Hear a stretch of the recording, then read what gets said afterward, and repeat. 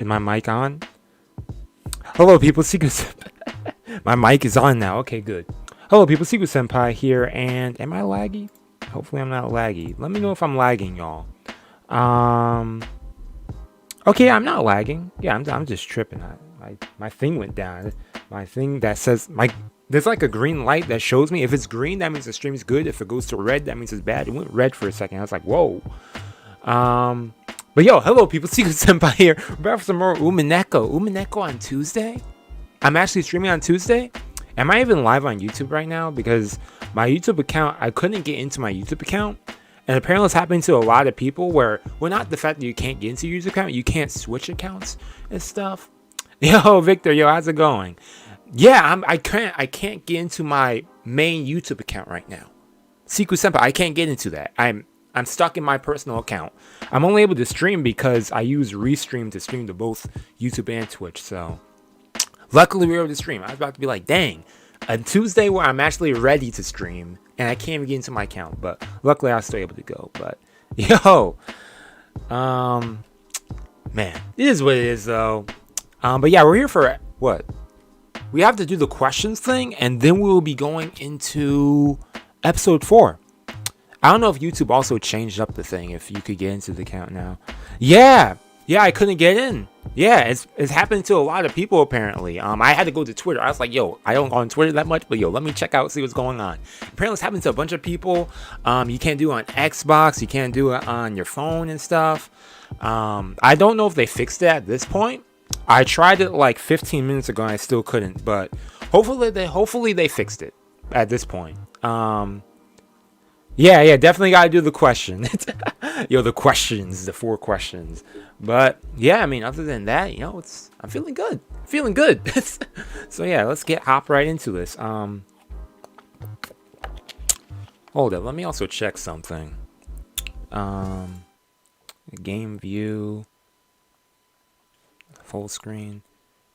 My camera is like super wide. Do I want to go wide angle today? Or do I want to zoom in? I usually zoom in my camera a bit. Nah, we'll go wide angle. I don't feel like changing it. I might. Yeah, I'll keep it like this.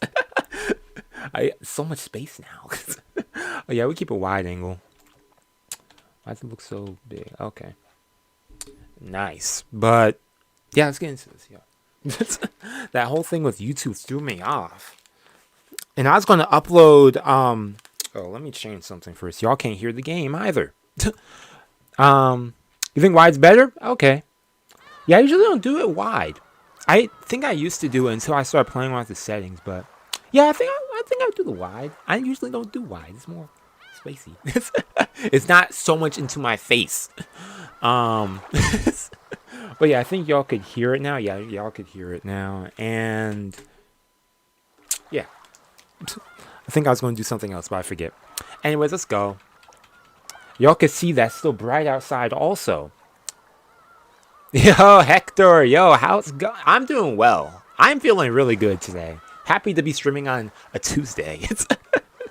Yo, how are you doing? We're into the questions. Yeah, we're doing the questions today. Episode 3 questions. Let's turn this up.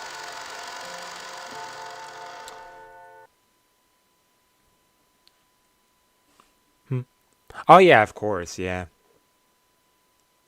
Okay, 12 years later? 1998? It's not, I wasn't even born yet. October 4th? Jeez. It couldn't be November, huh? A monotonous electronic sound kept on repeating. The room was colored and hygienic. So now we're time traveling? Okay, so we're in the future. From their present, our past. The room was colored in hygienic tones, in other words, an emotionless white. It was a room at a certain university hospital. Neither her doctors nor the person herself had any doubts that this room, which had a price so high that no commoner could afford to spend a single night there, would be the last room she ever saw.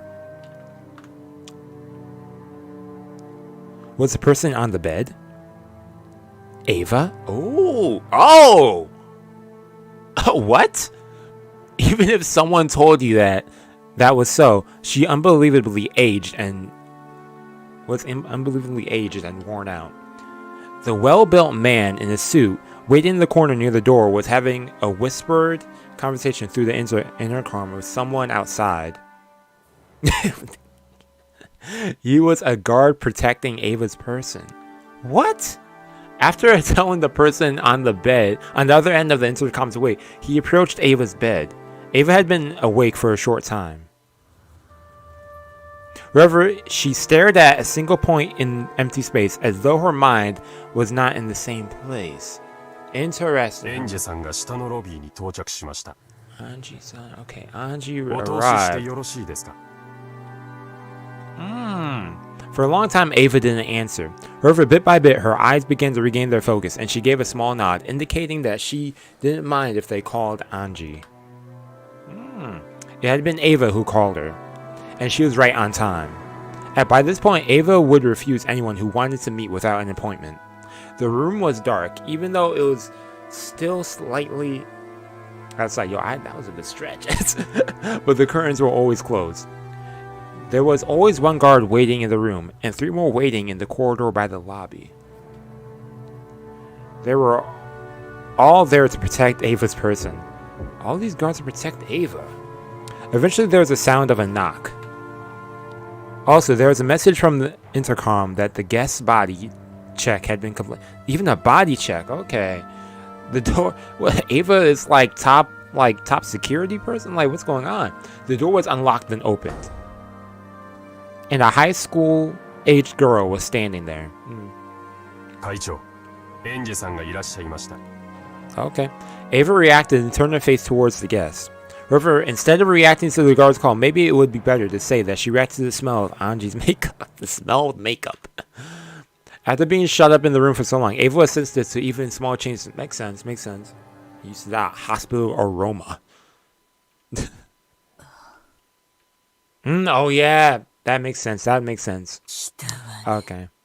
Dang, your first thing you invested in, I'm going to get me some security guards. That makes sense. Oh. Ava, you sound rough. Hey, you appear. On Ava's face, there was no trace of a person warmly welcoming their niece. On Anji's face, you could see the expression of one pleased to meet with their aunt. Oh wait, one unpleased? You couldn't see the expression one pleased. Ava waved her arm, which had grown as thin as a withered branch, and motioned for the guard to leave. The guard bowed slightly, then went out into the hall. Dang.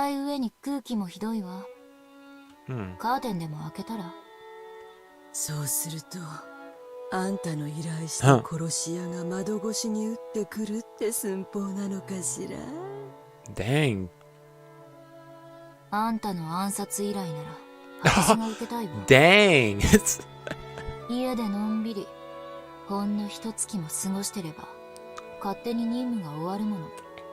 Dang. All I gotta do is just chill at home. It'll take a month. Man. The discussion was quite morbid for an aunt and niece deal. This is morbid. However, they didn't look like they were joking.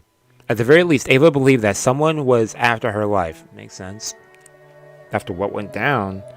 All the Ushiromiya family's massive fortune had come into the possession of Ushiromiya Eva.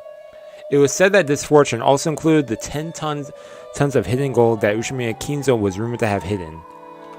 Yo, for real. While this vast wealth lay in Ava's cunning sly and unsuspicious hands, no one was able to complain. But it was rumored that as soon as it was passed on to Angie, who was no more than a young girl, certain people were plotting to snatch it. Makes sense. It's terrible, though. By now, Eva and Ange were Kinzo's only descendants. If Eva died, all the wealth would go to Ange. Imagine that. And if Ange were to then to be killed as well, that wealth would go to the family of Ange's mother, Kiri. Oh, that makes sense. In this sense, not only Eva, but Ange as well, were in a position where it wouldn't be an odd be odd at all for their life to be targeted by some unknown person. And Eva had hated Ange for a long time. This is because she knew that, after losing her precious son George, the inheritance of her own wealth would be none other than the girl who had been absent in the family conversation. That's also crazy. Wow, the irony. And who had survived. Yeah. Eva shunned Ange, disliked her, and even hated her. She isolated Ange in a special school and separated her from youth and happiness normal people have, trying to keep her as a pet until death. However, Eva had succumbed to an incurable illness, and ironically, her main life was estimated to be the same as Kinzo's had been at the family conference 12 years ago. Wow. Karma, in a way? Both Eva and Ange hated each other. Even though they were each other's last blood relatives, they hated each other so much that they hoped that the other would die quickly.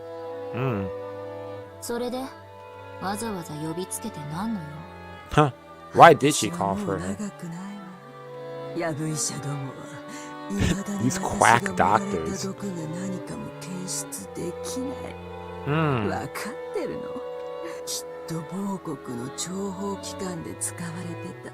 Soviet KBGs. KG.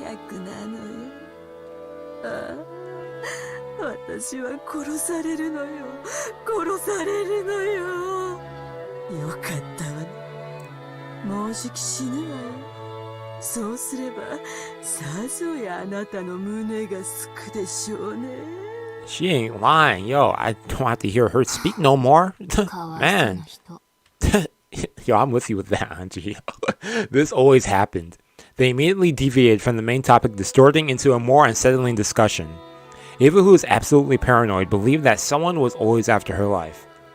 And in actual fact, after inheriting the vast wealth of the Ushiromiya family, she had used wild methods just like Kinzo had done in the past, repeatedly making money by any means necessary and creating many enemies along the way. Do not make enemies out there, anyway, everyone. With a massive supply of capital, she had plotted to aggressively buy businesses that are starting to have rapid growth, making them buy it. She had plotted to aggressively buy businesses starting to have rapid growth, making them buy it back at a high price under the guise of reconciliation. Ironically, it was the same type of action her husband's company had been hit. Wow.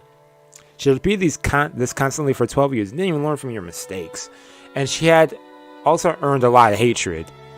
If her husband had heard of this from beyond the grave, he might have defended her, saying that the loneliness from losing her family fueled her actions. Wherever all the people who knew her now, none would defend her. Rightfully so. For some time, Eva eloquently spoke of how her life was being targeted, listing off names of people who hated her, and sneering at the fact that she hadn't been killed. Even though Ange heard her own name on that list, there was no particular change in her expression, and she waited differently for Eva to tire herself out.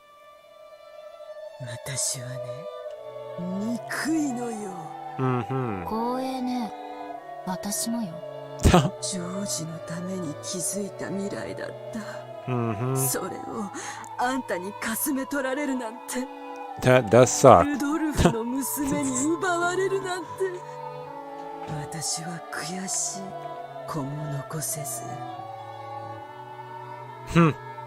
I can't bear it to think that I would have my unfortunate someone.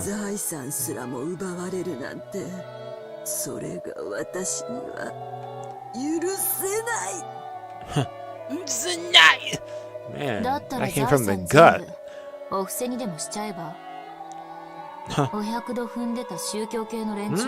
That's another thing you can do, give it to charity. That would be really generous. What about all those religious people you used to go so far out of your way to find? Religious people?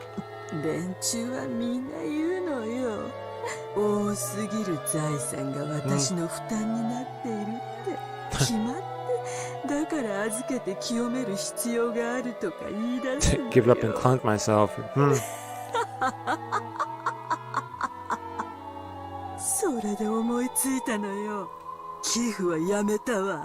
Wow.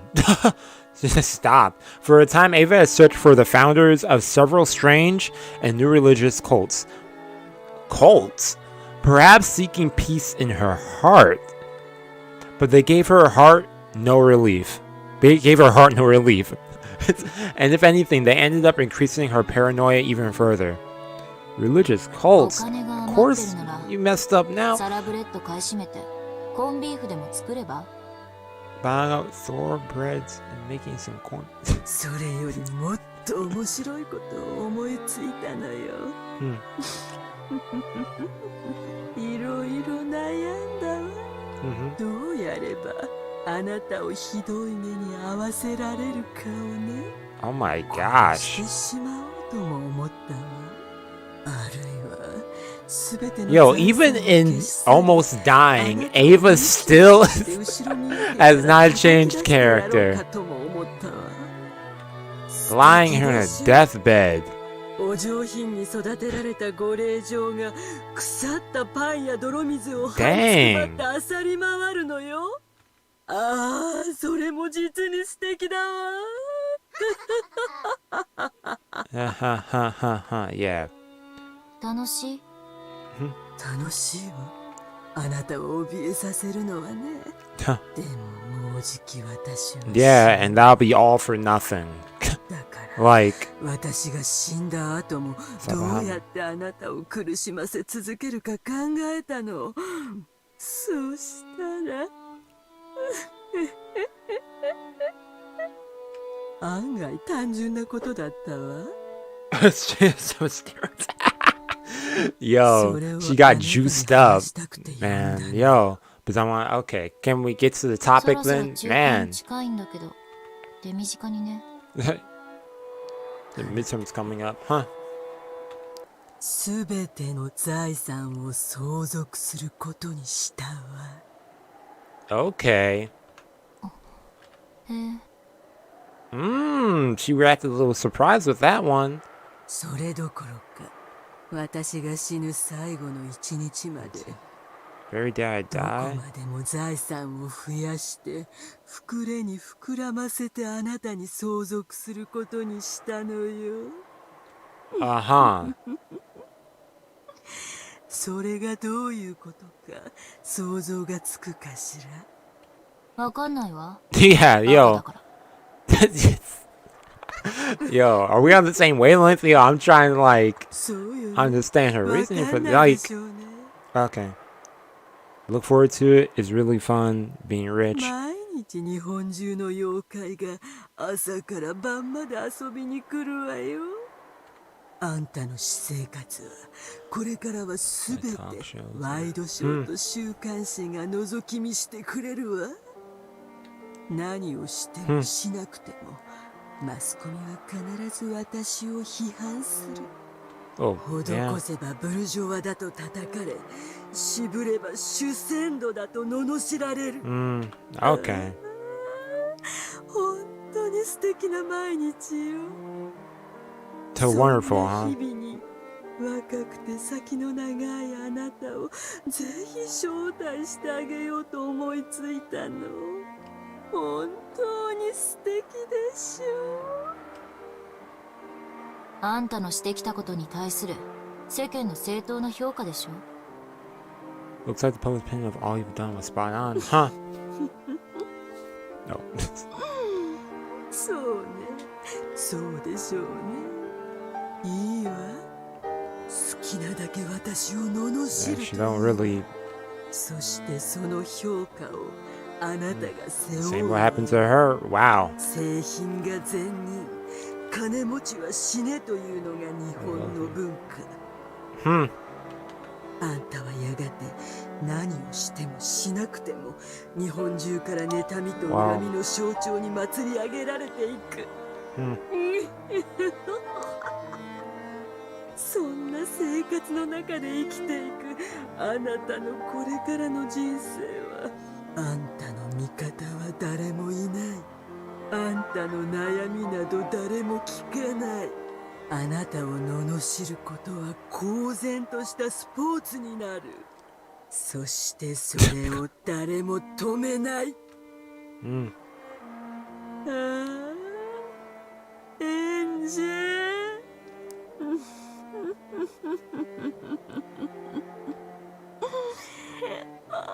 ああ、本当に楽しみよ。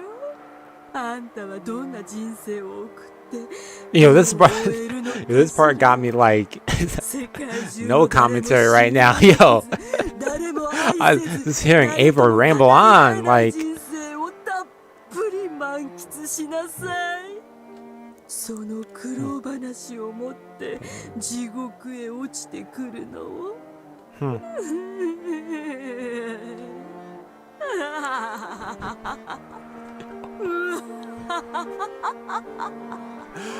Oh man.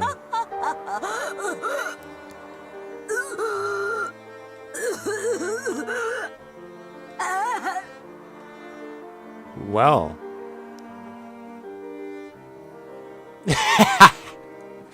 Okay, I get the equivalence. Her insane laughter turned into a painful cough. Yeah, that was nasty. Without changing her expression, the slightest, looking completely unconcerned, Ange stared at the only survivor of Rokkenjima. Perhaps because he found the violent cough suspicious, the guard gave a short nod on the door and rushed at the same time. Ange glanced at her wordlessly, making it clear that she didn't intend to move a step from where she was. Ange was prepared for some kind of trap to frame her in Ava's death. However, it was fortunately a needless fear.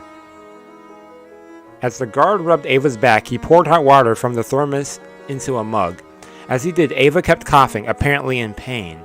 Ange figured that this was probably the last she'd seen of Rokkenjima's witch finals days. Eventually, the coughing subsided and Ava regained her normal breathing.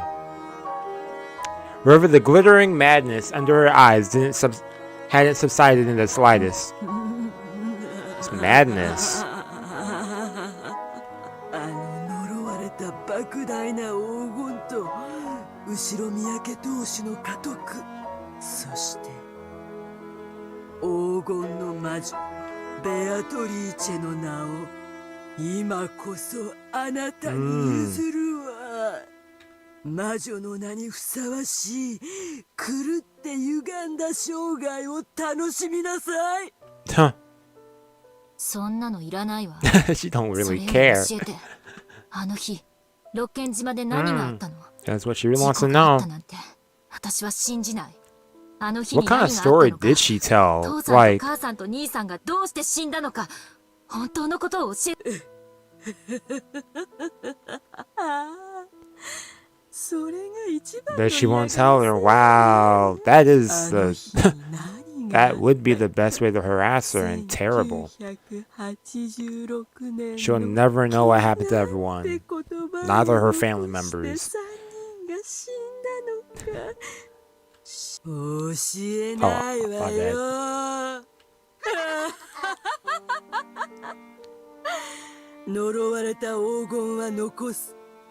でもね、あんたが望む真相は私が地獄まで持っていく。 Wow. それがあんたにできる一番の嫌がらせよ。 And you never know the 悔 truth. しい？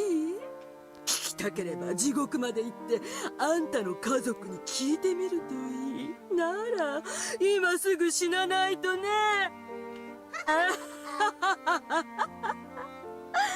今すぐへそでも噛んで死んじゃえば。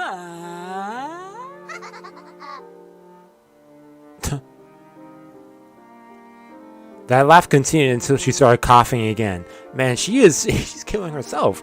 And that cough did not subside until she started moaning and going into convulsions. Oh, she actually is. Did she? Okay. October 4th, 1986.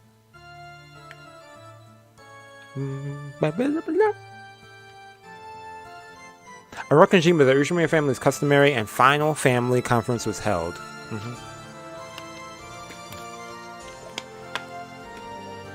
On the next day, October 5th, an extremely unfortunate accident occurred and the Ushiromiya family was wiped out. Okay, what is this accident that Ava told? Fortunately, Ushiromiya Ava escaped from that and inherited almost all of the Ushiromiya family's fortune.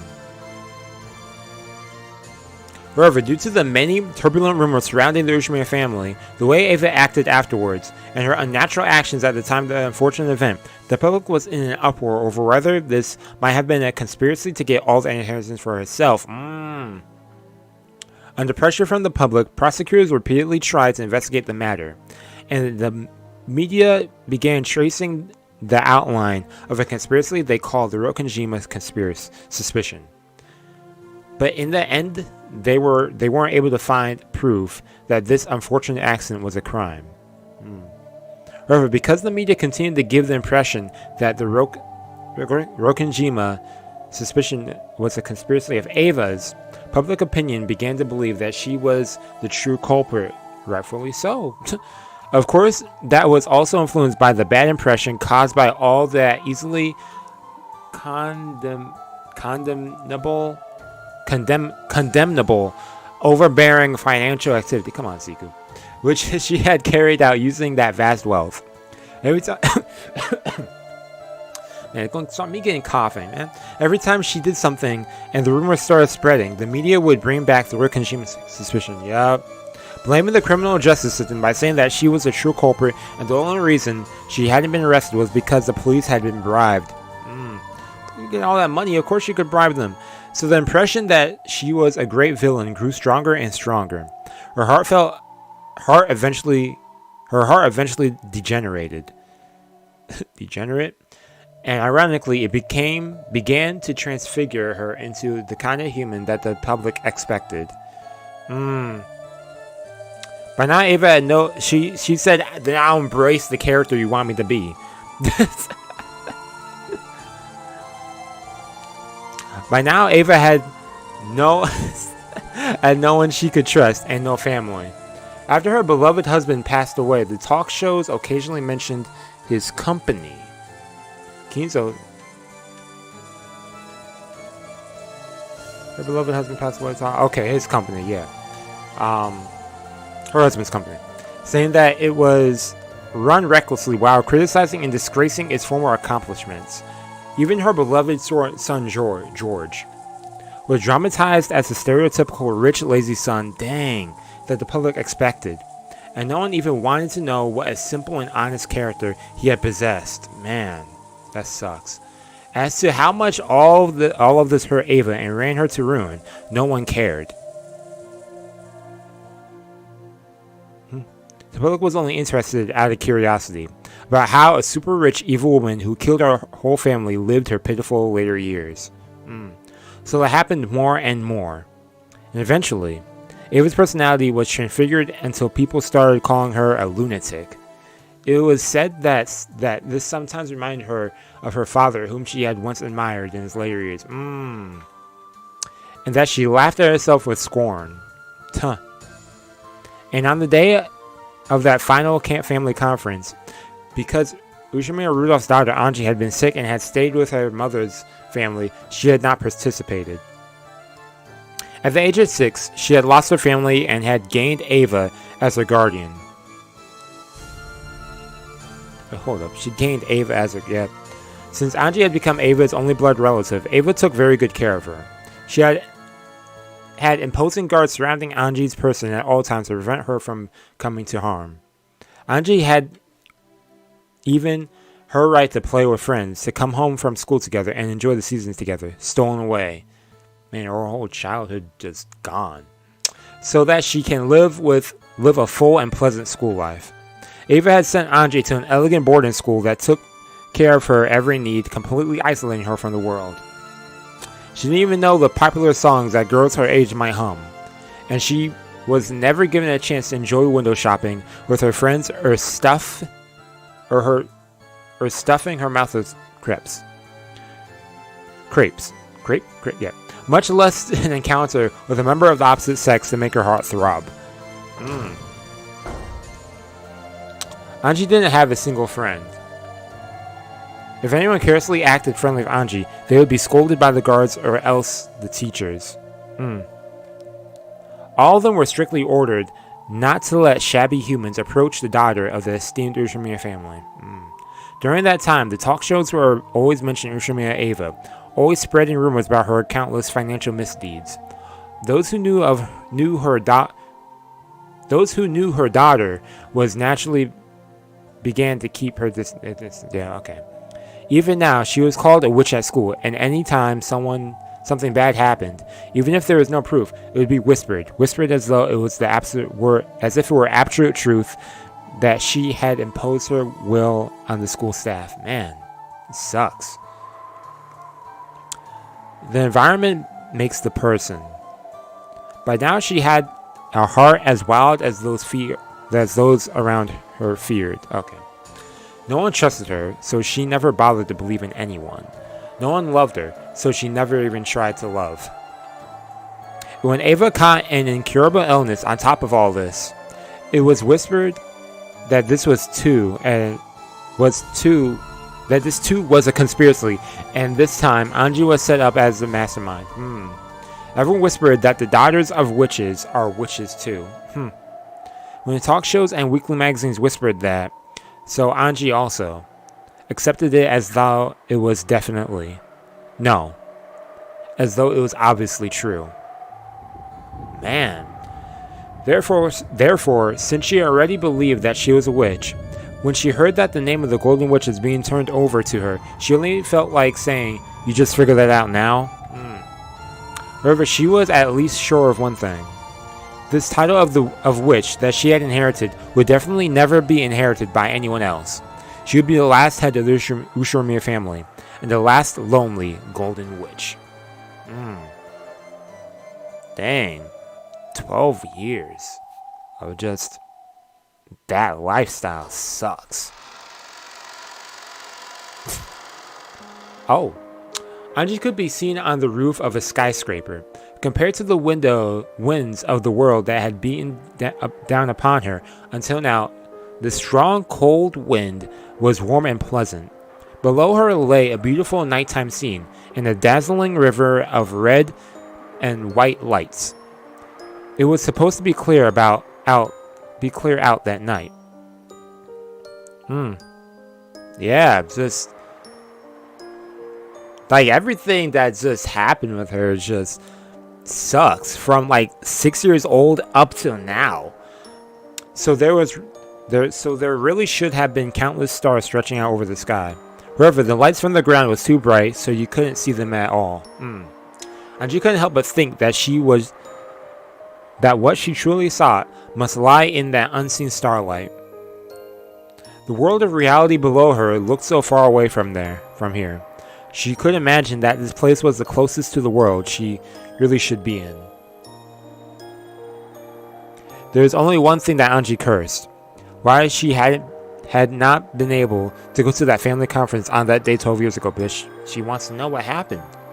Even if she had gone, it would probably have been possible for her to stay with her family forever. Lately, she had been dreaming about her family over and over again. The person I was 12 years ago called out frantically, urging them not to go to the family conference. Both Dad and Mom are too far away, and my hand won't reach them. Battler Nissan always loved me a lot, and he'd always pat my head. But even though it looks like that hand's not about to touch me, even if it does not reach, for some reason I started having the dream over and over. Every time I had that same dream. Why'd they put the in there? I uselessly tried to stretch out my hand even more forcefully, over and over and over. Even if only Battler Nissan had lived, then perhaps we'd at least be able to support each other in my own cold and lonely reality. Yeah, because she has no one, like no support at all. No one that she could actually talk to on, an equal standing in a way.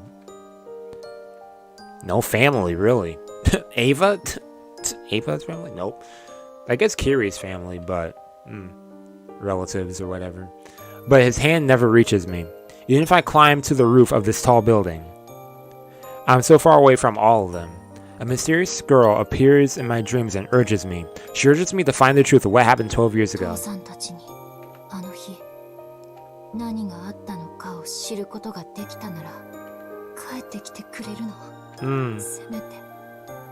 At least one of them.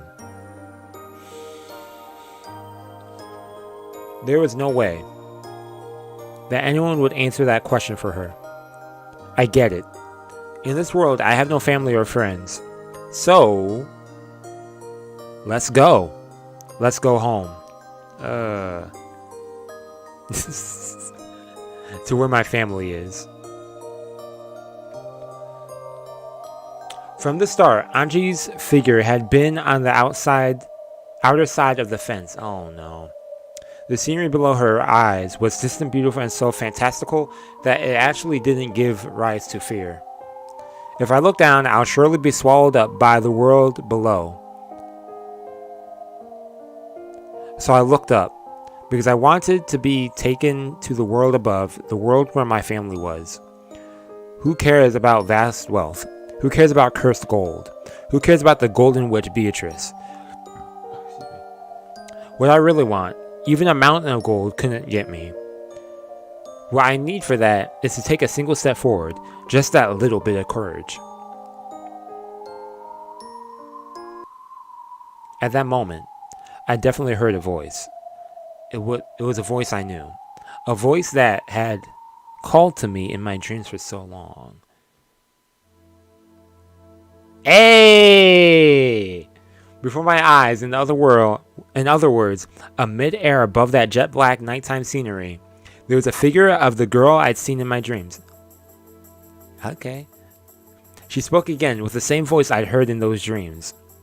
Your assistance required. Let's go. Mm-hmm. I do. Your family, yep. あなたの家族は永遠に12年前の今日から明日に閉じ込められている。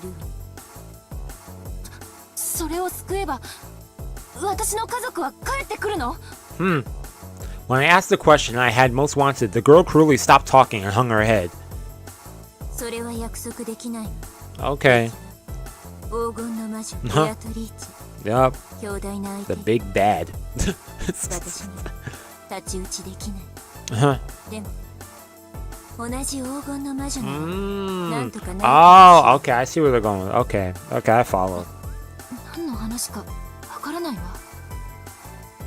1986年のベアトリーチェに太刀打ちできるのは1998年最後、つまりあなた The Beatrice of 1998. You, yep. エンジェベアトリーチェ。 You're the one. You are the only one. 12年前の魔女が私の家族を奪ったの。 Indeedo. そう、あなたの仇にあたる。あなたに常に孤独な未来を強いる元凶よ。私の家族の仇。見返りにあなたの望む最も理想的な世界。 The ideal world you 家 wish. 族が帰っ Okay. てくる世界のかけらを探してあげるわ。 Okay, nice. 必ず希望が叶うと約束はできない。 Okay. That's nice though. The possibility. Yeah. あまりに完璧。 I had planned to bring you an your friend man as a present today, but I still can't find it. Okay, so she still can't find that. ラムダデルタと戦った時以来の。 Huh. 何を言ってるのかわからない。 She's like fragments. 復讐のチャンス。見返りに Revenge and save your family. Okay. 最も幸せな結末を探して持ってくることを約束するわ。 Okay. 復讐。徒労になるかもしれない。仮に復讐を成し遂げられたとしても、家族が帰ってくる絶対の保証はない。奇跡的確率で、せいぜい一人を連れ戻せるかどうかよ。 Huh. Ange understood the meaning of that dream. The dream where it seemed that with just a little more stretching, her hand might be able to reach at least Battler Nissan. So it's the possibilities, yeah, the probability, yeah. それはゼロより It's not zero, it's not impossible. 1% くらい。あらゆる可能性の数値は結果の前に無力よ。Green probabilities before the results. Huh. だからその数字を私には語ることができる。 Okay. でも私が何もしないよりは絶対にわずかの可能性がある。え、あなたが希望を捨てない限り。ただし覚悟して。それは That fragments. Yo, Higurashi.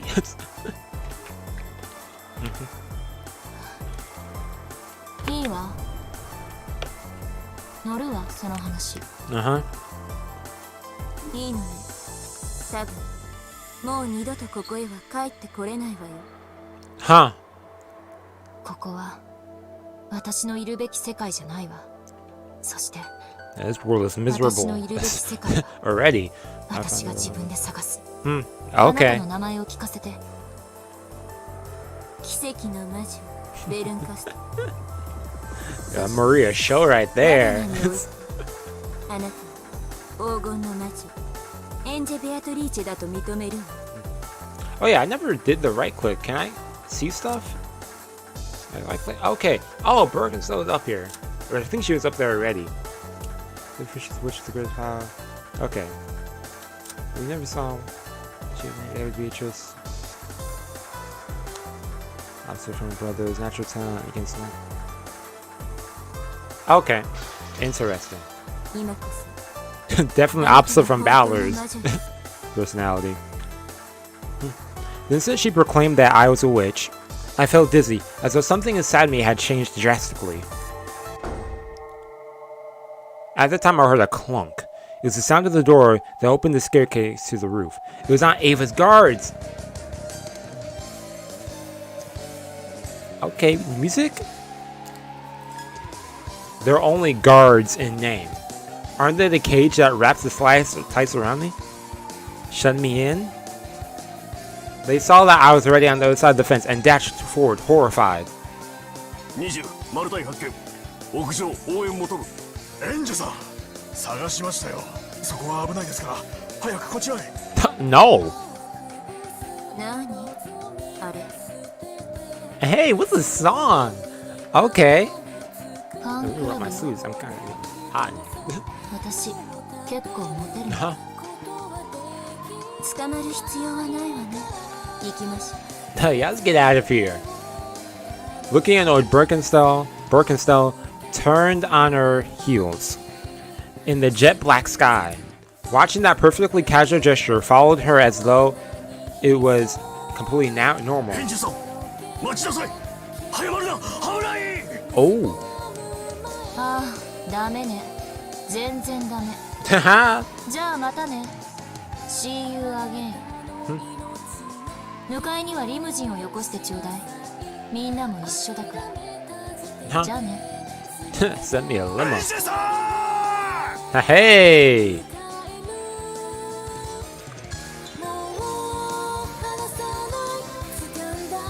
Okay. This looks like an ending theme to like an anime or opening.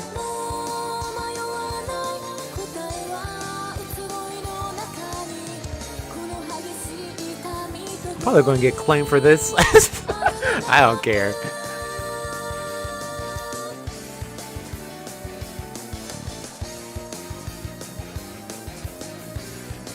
But yeah, that was nice. Okay, okay. I see how this is going to connect to the next chapter now. Huh? Okay. Do I have to press a button? No, I just have to wait. Yeah. The heck, man? Come on. They always gotta do with that breaking glass. That always get... Hey, I got an achievement though. The last Ushiromiya. Okay. Next up, the line been removed. Addition to new features. You can find the new features on the titles. New features? They're talking about new features. What kind of new features are there? Features. Features. Features. Churs. Feet. Like, let me stop being goofy. Okay, yeah, let's go to chapter 4 now. Or episode 4. Yo. Yeah, this is a visual novel. A game, visual novel game. Okay, let's go into episode 4 now. Yeah, murder mystery visual. Yeah, there you go. Yeah, let's go. Okay, actually, let me read this. Good morning. How shocking that you haven't been forced to surrender even now. By this point, even I am forced to expect a lot. I am forced to expect a lot from you. Now all of the game takes place on the board. How about taking a little peek at the outside this time around? They say if you know your enemy, you need not fight 100 battles. The difficulty level depends on you. The manner in which you fought up until now will greatly influence the difficulty of this game. The difficulty level depends on you. The manner in which you fought up until now will greatly influence the difficulty. Okay. Thanks. Let's go. Ow. Elbow.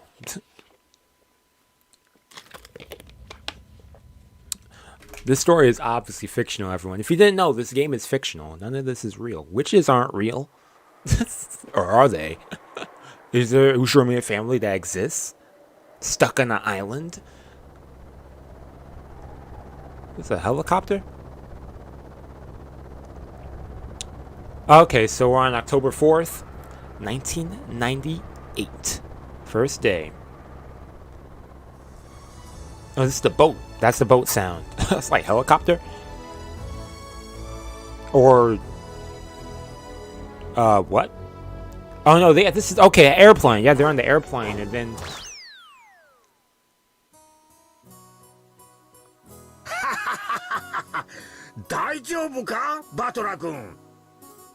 Okay, we're back at the airport.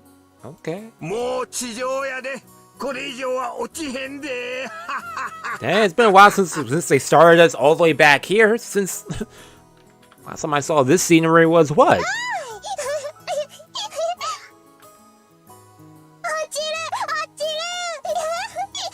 Haha. Yo, 24 hours before disaster.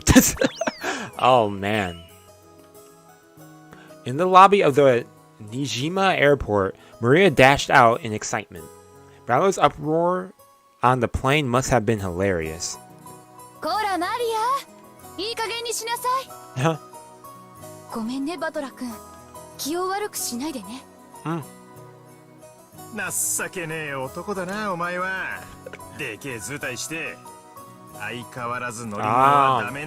Okay, I feel that. Man. I'm the same battler. I'm the same man.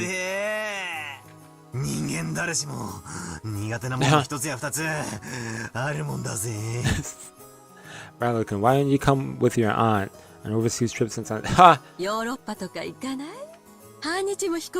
Man, all them teasing on Battler. Man, it's crazy whenever a new episode starts because it's like, oh yeah, we have to get used to these characters now, as if a refresh in a way, before to start turning on each other and man. Asumu. Okay. Oh, I know who that is.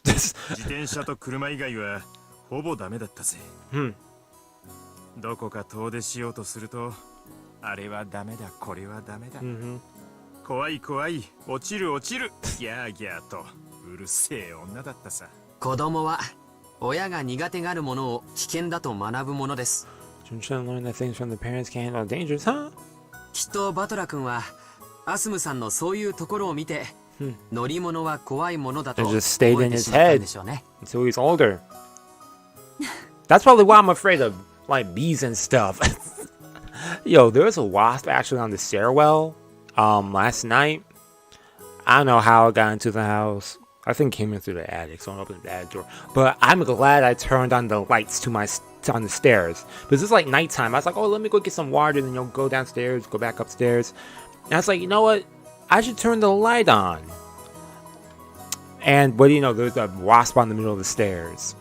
If I didn't turn that light, I was about to walk down those stairs barefoot. And step on it. Probably. That would have sucked.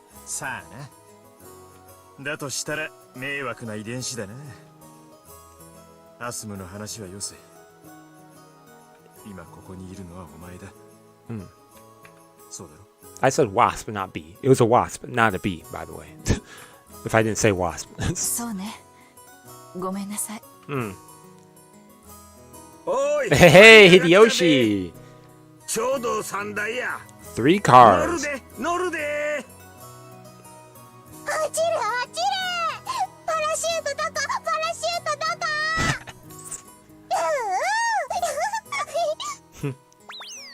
Man, happy times, happy times. こんにゃらー。待て待て待ち上がれ。くすぐりの刑に称してやる。 Hey! Yo, these cartoonish sounds. 元気でいいわ。 Mm-hmm. バトラ君とマリアちゃんがいてくれなかったら機内の空気はさぞや硬かったでしょうね。 Especially with the family conference and stuff. ありがとうよ。 Definitely 言葉 lightened 通りの意 the 味で受け取っとくぜ。 mood. Literally. ガキども、タクシー来てるぞ。お遊びは後にしろい。 Mm-hmm.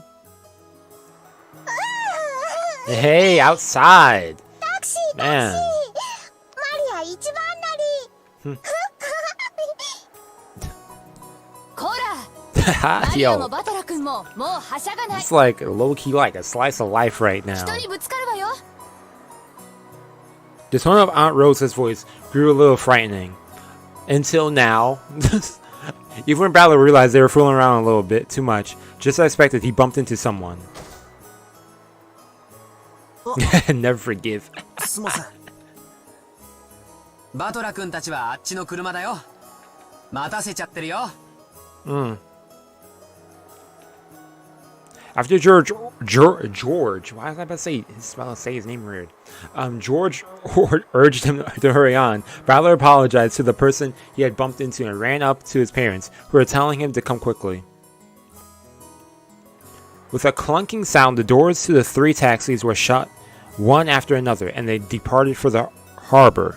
I'm about to say arbor. I'm about to say, no, there's an H there. Uncanny. As the taxis dashed away, the entire world grew suddenly dull and slowed to a halt. Hey, yo, thanks for the subscription. Appreciate it. What's about to happen, though? Time froze? Voices, the wind, and even sound. All of it stopped, and the people who were trying to move froze like the instant someone takes a photo. Coming to a halt, people and machines and clock hands, even the dust dancing in the wind, were frozen. Some people who were talking froze with one leg still in the air. Scraps of paper dancing in the wind were pinned in midair, frozen in place. Then among the shadows standing still in this unmoving world, a single one stirred. Okay, yup. Arrived in 1986. It was a girl, right? 1986? Or is it 88? 86, yeah, 1986. The girl Ballard had just bumped into. Oh, okay. I was like wondering if the person he bumped into was someone they were about to bring up. And it was, okay. Though she had moved, it was a truly subtle thing. Her gaze dropped, her shoulders lowered a minuscule amount, and she sighed. That was all? In a normal world, that probably wouldn't even be taken as movement. But in this still world, it looked very out of place. Then something else moved. It was the black cat wandering around the shadows near the taxi rank. Who's that? Birkensaw, maybe? And came up right behind the girl, and leisurely changed its form into that of a human. Yep, okay. The cat. This was no cat. It was a witch. Of course, the girl was also a witch. Yeah. As the witch stood still, her gaze still downwards, she muttered. みんながロッケン島へ行くのを私は止められないのね。 Yo, thanks for the follow. Or subscribe. Sub, follow, sub. Y'all know what I mean. 1986年10月4日にあなたはここ、私がここ Yeah, に she's いた not の here. みんなを止めることも不可能ではなかったの。 You cannot. What was that? I can't stop them from going to the room. Okay. Okay. Okay, I follow. 6歳の女の子がどう立ち回れば彼らを引き返させることができるのか、私には想像もつかないけれど。そうね。もしこの場にいたなら確率はゼロではなかった。ゼロでない確率ならば私は奇跡を探し出せる。 Let's seek out a miracle, huh? 私が体調を崩して置いていかれなければ。 With her head facing downwards, the witch tightened her fists, and they were trembling very slightly. あなたが寝込んだのは Yeah, she was sick at the time, yeah. 1986年10月3日。 So not much you would be able to do. そしてベアとのゲーム版は10月4日から切り取られている。あなたには体調を崩さない可能性が与えられていない。つまりあなたは本来絶対にゲーム版に上がれない存在なのよ。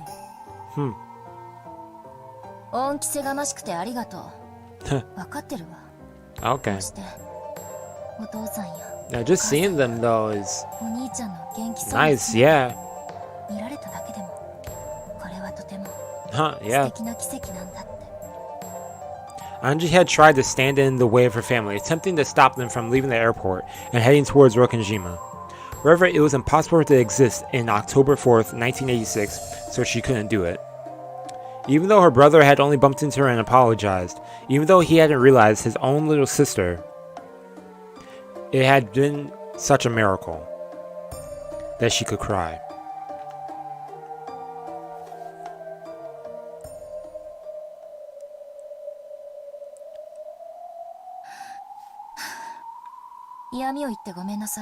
No problemo. 私はあなたにもらった奇跡を無駄になんかしないわ。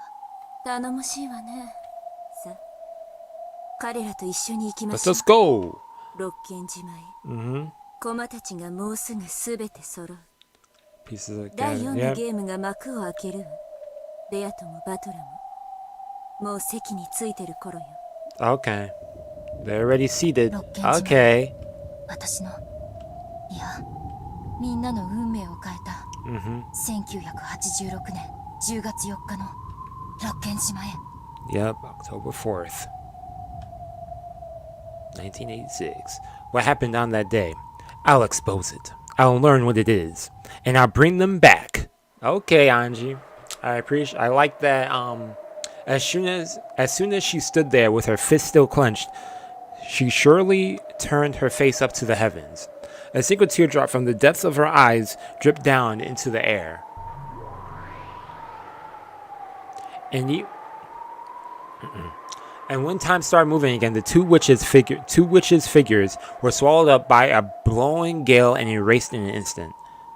Oh. Okay. Yep, this hurricane. Ooh. Yo, why that scare me a little bit? Hey, okay, I like the way they showed that opening. Okay.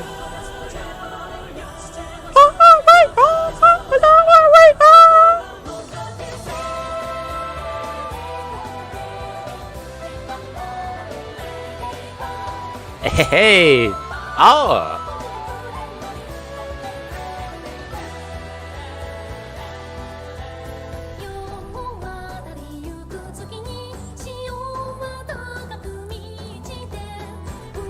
Haha, yep. We've got Kinzo. Hey, Renov. Okay. Hey! Those two? Okay. Them two.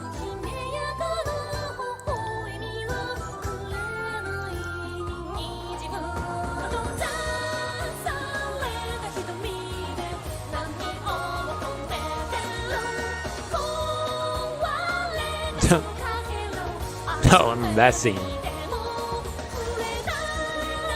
Ha! Yep, she has the sisters.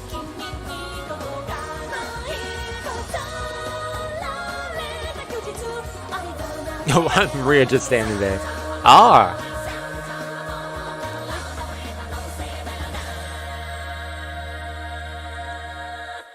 Yeah, let's go.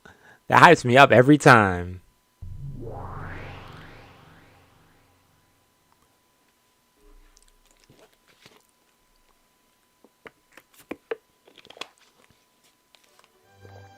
Starting right here. Will be weird as heck. Oh, brace yourself. We are locked and in. Okay. Okay, what up, Renov? Yo, get me that tea. Give me those cookies. It's very different. Okay. Oh, my bad, everyone. My lady, you appear to be in a good mood. Hey. Uh-huh.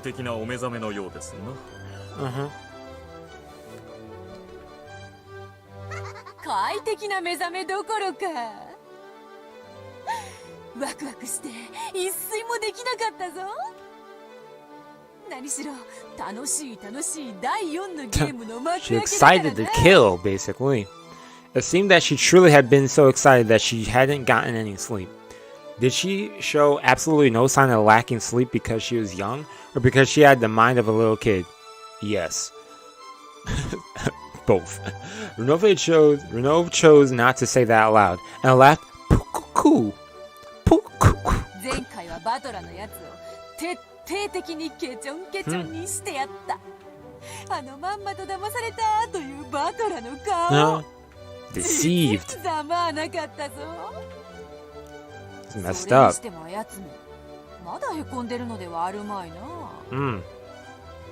へこんでいるとしますとまあその What was that last sentence? You feeling down? Oh, yeah. あやつめいい年してちょっと素直すぎるとことか You feel a little bad about that? What's going on, Beatrice? ございますな。 Huh. そこ Okay. が魅力とも申しますが。 Huh. Hey. Okay. そうであろうそうであろう。まあそれでだ。前回のあれあやつめコロッと引っかかってくれたであろう。 That one last time? コロッと豪快に。生まれてからただの一度も人に騙されたことのない無垢なバラのつぼみにも似た純粋さをお嬢様が存分に蹂躙を、冬の朝美しき新雪の平原を存分に駆け回って踏みにじり尽くす喜びにも代え難いでしょうな。お嬢様はバトラ様の純粋な Sequence 心を innocence? Yeah, 実に it's 痛 innocent 快 heart. に豪快に無残に無慈悲に無教養に実はちょっぴりやりすぎちゃったんじゃないかな Oh. なんて不安になってしまうくらいに暴虐の限り Dang, Ronaldo said you broke dude. Broke him beyond. Most people would be crushed out or something like that, yeah. Mm-hmm. それはもう二度とお嬢様の顔も見たくない。 Yeah, now he really don't want to see. After the last time there was a point where he was like, yo, I don't want to see you, disgust me. And now he really is like. 分かっておるではないか。わらわはそのだな。いよいよ第4のゲームが始まるというのに、もしもあやつが意気消沈していて卓につかないというようなことがあったらまた面倒だなぁと思い、そうならば先に対策を準備した方が良いかと思い、お前に先にそれを問うた。 Asking for Nove's little help there. Okay. Stop the music there. In that case, perhaps it really would be best to prefer such a countermeasure. 残念ながらバトラ様はお嬢様の例の北風と太陽作戦でかなりショックをお受けになったようです。ショックというとどのくらい？ Bito lowered her voice slightly, asking timidly. Renault followed suit and lowered his voice in the same way. 実は膝を抱いてうずくまられて Dang. 何度かお声をおかけしたのですがお返事をされません。 お食事もお運びしたのですが He never even 手を touched it. 触れた様子もありません。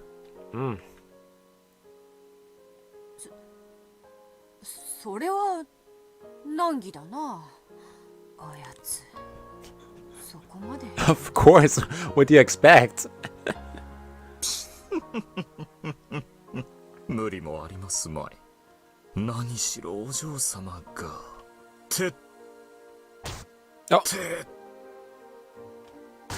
Oh, dang. におやりになられましたか。She elbowed him the whole time? 普通なら人間不信になりましょうな。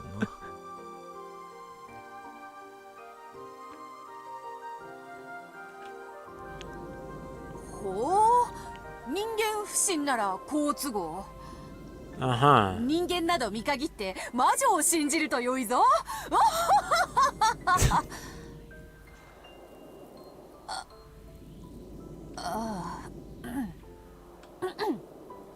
すまぬ。ふざけが過ぎた。Bito had tried to joke about, but the situation seemed to be quite serious, so that even she took hint and hid her laughter. Yep. Yo, atmosphere changed. そんなにも深刻なのか。第4のゲームの開始はもう少し待ってやった方が良いか。ベルンカステル教のお客人もおいでになっておりますので。Yep, Bergenstell's guest. Yep. 速やかに開始された方がよろしいでしょう。ただ、お嬢様はバトロ様に多少気を使われても良いかもしれませんな。気？人な？どう使えば良いのか。Show concern. は落ち込んでいるのだから。そうだな。How is she gonna cheer him up? Was she gonna bring him some of Renault's cookies? 心を暗く閉ざしたものに暗く接しても無駄なこと。True. その Yo, when I'm in bed, I like to be left alone too. 照らし出すほかないでしょうな。So you could make it worse for them. しっかしょー、いい加減にしやがれ。 What is up with the music in this episode? I'm liking it. I'm digging it. It has a different vibe to like.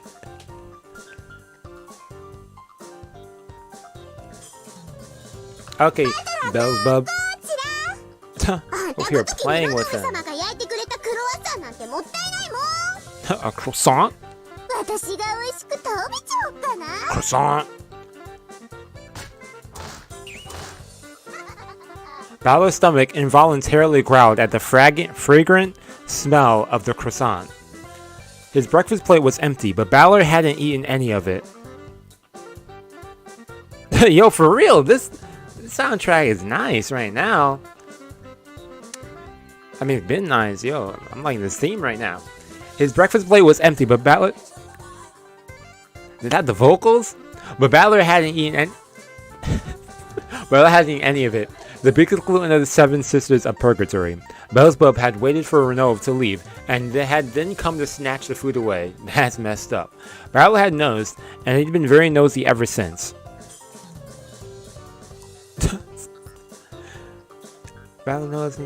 Even though Beelzebub only had to give it back immediately or else throw it into her own mouth right away, she intentionally ran around in circles, making fun of Battler.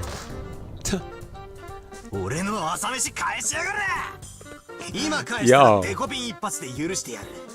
A single flick on the forehead.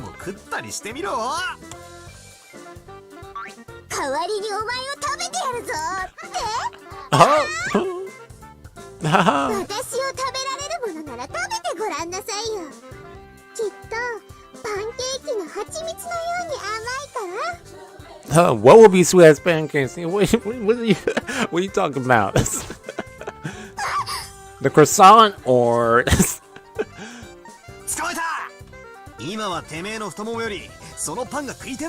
Oh! Balor's given choices. He chose the wrong one. Dang, ow.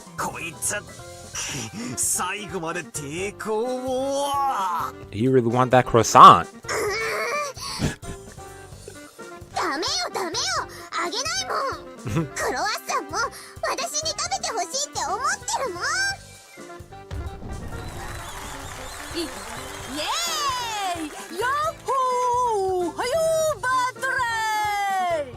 Whoa. What is going on with this? This is a game show now? Like, they gave her a whole, like, sound in the background. Oh, man.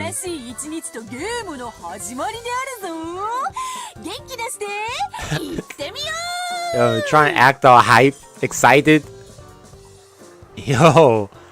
Oh, music is going away. She flung the door open, like a marathon runner drawn on a certain caramel box.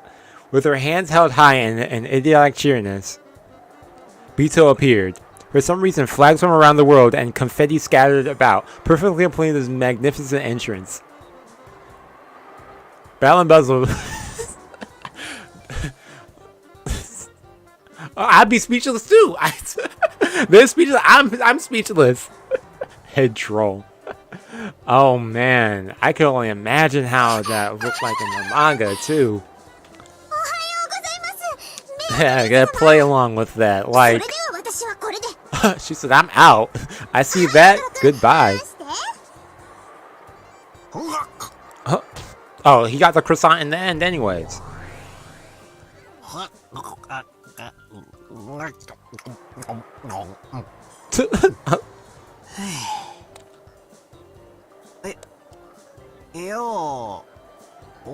Hey, yo, what up, Bito? She's 100% cheery, yo. Bito and Battle looked at each other. It seemed neither had a clue what was going on with the other. Ew. It's awkward.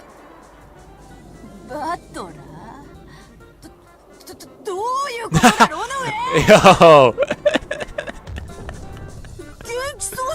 Yeah. Yo, you know what I'm yo, he's over here, hands and knees. Messed them up. No.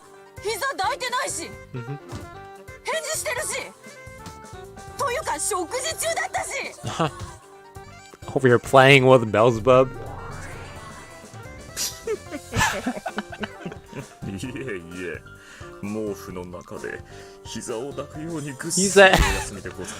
He said I wasn't lying. I just didn't say he was sleeping.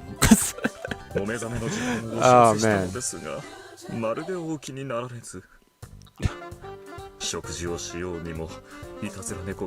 Wow. Okay. Yo, he's cracking up on this.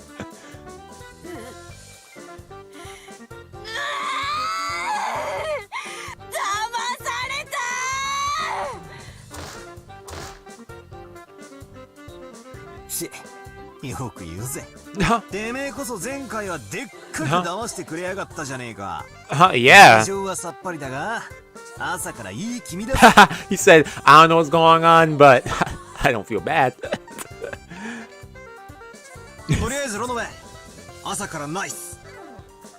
Yeah, he said, yo, nice. High five. The two men stuck up their thumbs as they landed to each other, chuckling together. Haha, bros. For a while, Bito was very energetic, trying to hide her embarrassment.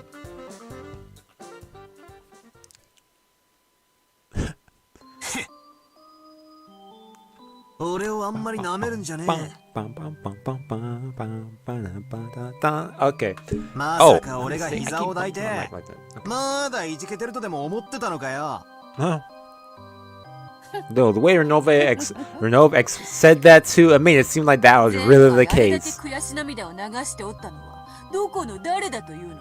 Oh.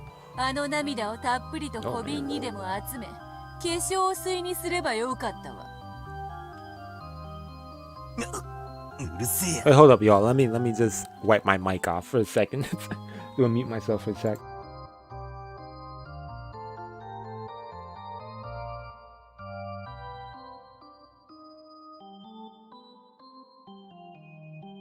We back. Okay. Yo, bro, Nova. Yo, for real, Nova is a bro right there.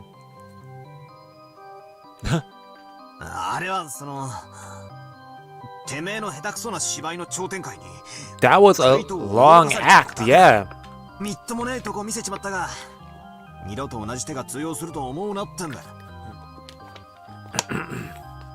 Oh, you're reading some of the manga? Oh, yeah, I'm going to start reading the manga this, probably tonight. I'm going to start reading it for like a good recap for some of the previous episodes. 同じ手に何度も引っかかってわらわを失望させるな。Ba ba. Okay, there we go. He's back. ああ、見てろよ。 Yo, 俺 this. はくじけるたびに強くなる男だってことを教えてやるぜ。He's a Saiyan? だがな、ベアト。Oh. なんだ What? What's that? 二度とするな。 Ooh. ほ Oh, he got serious there. うなんでだやはり絡めては苦手か Oh. Pause? Question mark? 俺とお前は敵同士で、絶対に手を取り合うことはないってことを、俺はもうはっきりと理解した。だからもう二度と、それを勘違いさせるような不愉快な真似をするな。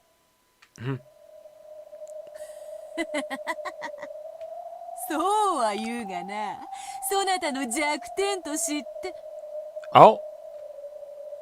Bito thought they were still joking around, but that tone had disappeared from Battle's expression some time ago. Yep, he's serious. Yo, look at her. Bito, as though his eyes were like the surface of black tea that had cooled down. いいな。二度とするな。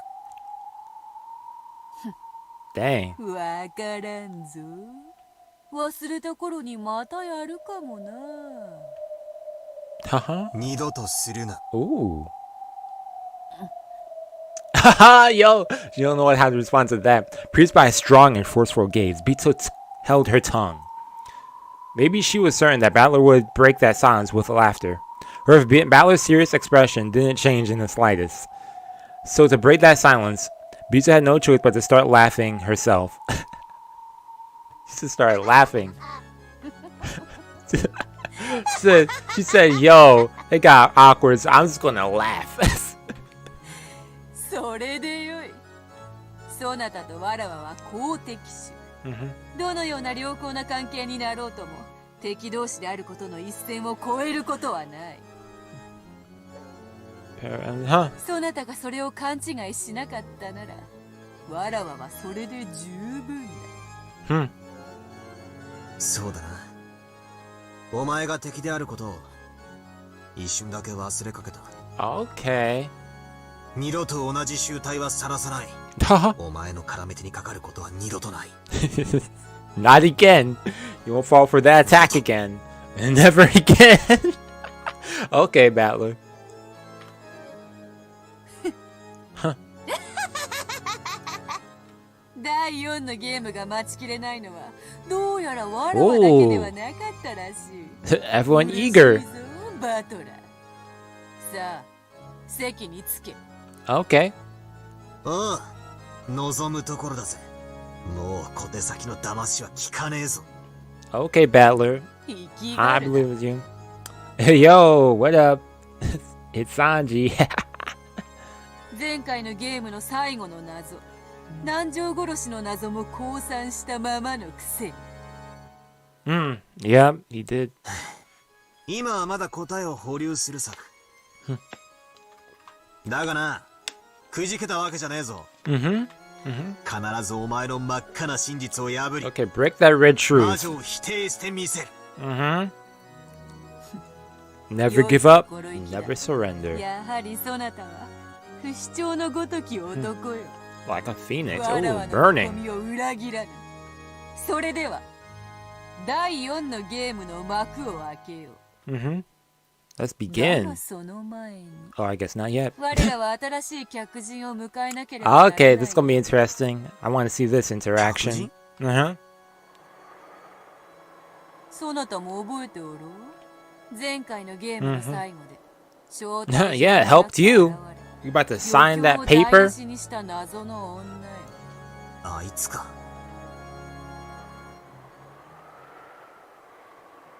わらわたちのゲームに加わりたいというのでな正式に招待状を送り An official この席へ招かせて invitation. いただいたロノウェ客人を呼べ。 Okay, let's go. その必要はないわ。も Oh! ういるわよ。 Okay, nice. The voice that answers Bito's call came from the darkness in the corner of the room. Oh, she was standing in the darkness? The corner? When Battler turned around in surprise, he could now see that mystery girl there. おやおや。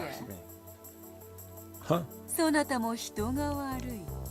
来ていたならば、挨拶の一つもすればよいもの。私、殴る前に挨拶する習慣ないの。 Okay. でも、殴り終わってからならしてあげるわ。 Oh, okay. I like なん that. とする？ Good night. Have a nice dream. Oh! That English. 笑える。実に笑える。 Bito cackled and clapped her hands. But that was only Bito, and nothing rose to Battler's face except a bitter smile. あんた武闘派だな。 Whoa, hold up, Battler. Relax. Battler and the girl's eyes met, and he shrugged his shoulders as she spoke. But the girl didn't answer, giving only a cold stare in return. 前回は土壇場で世話になったな。礼を言うぜ。礼なんていらない。あなたがぶったるんでただけよ。私は目を覚ませと言っただけ。We just cracking me up with this. Getting a big laugh out of that. バトラはぶったるんでるな。 Bito tried to laugh as though sympathizing with her, but it didn't reach the girl's ears. She did absolutely nothing except stare at Battler with ice cold eyes. どうやら俺は嫌われてるみてえだな。Well, あなたが本気で戦ってないからイラついてるだけよ。 yeah, because she knows the aftermath of stuff. 俺が本気じゃないだろ。You haven't seen her あの world. 低たらくが本気だったとでも Mm. バカ Ooh. にしないで。いつまでこんな魔女の茶番に付き合ってるつもりなの？ She's like, get serious. 俺は俺なりにベアトと戦ってる。もちろん本気でだ。 Okay. 本気で？笑わせないで。魔女といつまでも永遠にお茶を飲んで談 Yeah, 笑 he's して over い here るだ been けのあ having なたが he's been having a 本気で blast 戦 with っている。 everyone. 冗談は Especially what happened 言い方を earlier. 通して。 Yo, そり what ゃ kind of insult did this dude 俺も hair? 最初はこの魔女の Dude had a 散々な目に遭わされてきたさ。だがな、ようやく戦い方やそのコツが見えてきたところだ。俺のこれまでの無様さがあんたには本気でないように見えたのなら、それは誤りだぜ。 okay. そう？確かに俺がベアとの胸ぐらを掴み上げるのに必要な距離はまだかなりあるだろうと思う。 Yeah. しかしその距離はどれほど長大であろうとも有限だ。 Finite. Yep. そして俺はゲームを重ねるごとに一歩一歩確実にその距離を詰めている。時間はかかろうともあの魔女を追いつ For め real. Like, 必ずチェックメイトする。 okay. それには奴がよく口にするようにだがそれでもいつか必ず Sooner 打 or ち later. 勝つ。 Yep. なぜか俺が絶対に負けを認めないからだ。 Okay. Yeah. Let them know, Battler. 追い詰め続ける。 Mm-hmm. だから Not つま gonna り give up till he wins. 言えることはただ一つ。 The high with that pose. あの魔女に勝つ、ってことだ。気の長い話ね。あなた勝つ気あるの？ Dang 有限もその扱いを間違えれば無限と化す。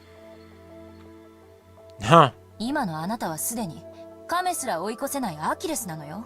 You become an Achilles who couldn't even outstrip a turtle. Yo, she's on fire with these, like. なるほどね。私が必要なわけだわ。こんなざまじゃ何億年をかけようとも無限の魔女に勝てるわけがない。Hmm. お前は何者なんだ。名前くらい聞かせてくれたってバチは当たらねえだろ。 Ooh, was she or not? Okay, she won't? Or. At that point, the girl fell silent, gazing straight into Battler's eyes. At first, Battler faltered under the firmness of that look, and his gaze wavered slightly, but his eyes gradually began to be sucked into the pupils that were staring into him. Well, he's going to figure out himself by just staring, because then inside those eyes he saw a light that he'd seen sometime before. Battle was struck by how strongly they resembled the eyes of a girl who definitely couldn't be here. Even though it was completely impossible. そんなバカなとは思うんだが、なぜかそんな気がするんだ。でもそんなことあるわけがない。まだ。Yup. あいつは6歳のはずだ。Well, Battler, given everything that's happening, man, エンジン is a possibility. なのか。Oh, what's her response? そうだと言ったらあなたは信じるの？ Hey! 言い方を変えるわ。私はあなたの味方よ。だから信用して。Okay. あなたは So we're 信 gonna じ go back that way.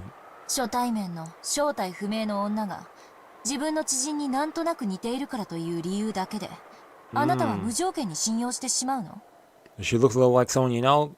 Pretty much so. The eyes, the hair, the crest on the arm. 前回のゲームであっさり騙されて悔し涙をボロボロこぼすことになるのよ。あなた自分で言ったわ。その子は6歳なんでしょ？私が6歳に見える？にもかかわらず私がその子だと実証したならそれを鵜呑みにするの。 Okay. それを言われると弱えな。Yeah. Okay. Makes sense. すまん。そうだな。俺はお人よしだ。そいつを前回のゲームで思い知らされたはずなのにな。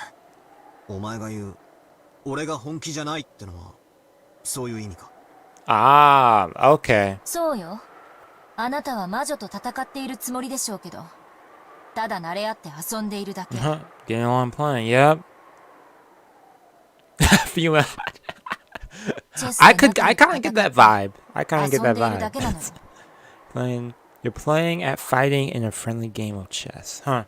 あなた Yeah. たちにとってそれは真剣勝負でしょうけれど。 But to people, they're looking from other people, it just looks like they're. 守られて、ただ遊んでいるようにしか見えない。He can't deny that because it's the truth. でも、そのお遊びに勝てない限り、あなたはここから解放されない。だから私が来たのよ。このゲームに決着をつけるためにね。Okay, to a conclusion. 今のあなたは魔女を追い詰めていると称しながら車輪の中を延々と走り続けるハムスターみたいなもの。Going in circles. Like Beatrice has been standing here listening to this whole convo. 夜な夜なくるくると車輪の中を走り続けるあれか。車輪の中を走り続けることは一見無限のように思えるかもしれない。無限の魔女ベアトリーチェ、まるであなたのことね。そしてその車輪の中で戦ってるつもりで滑稽にいつまでも走り続けているのが彼。これはゲームじゃない。彼を永遠に閉じ込めているだけのカゴでしかない。Yep. Nice. Oh. わらわの無限をネズミが遊ぶ車輪風情に呼ばわるか。面白い面白い。ある次元における無限はより高次元において無限をなさないものよ。メンガーのスポンジが無限の表面積を持つのは3次元未満の世界での話。What? What's it? Okay. 3次元の現実においては質量ゼロ。無限どころか存在さえできない。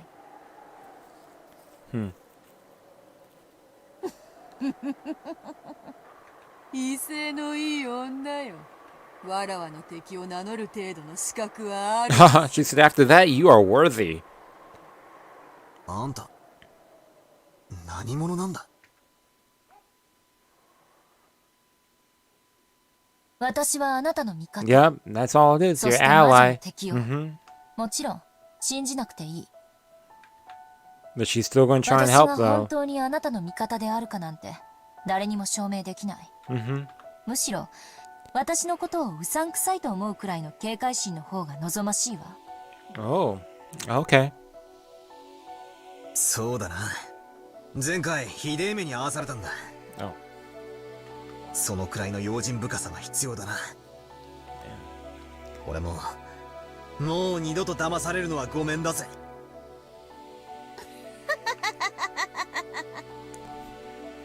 Bisa laughed in a truly pleased way, which is humiliating only to Battler.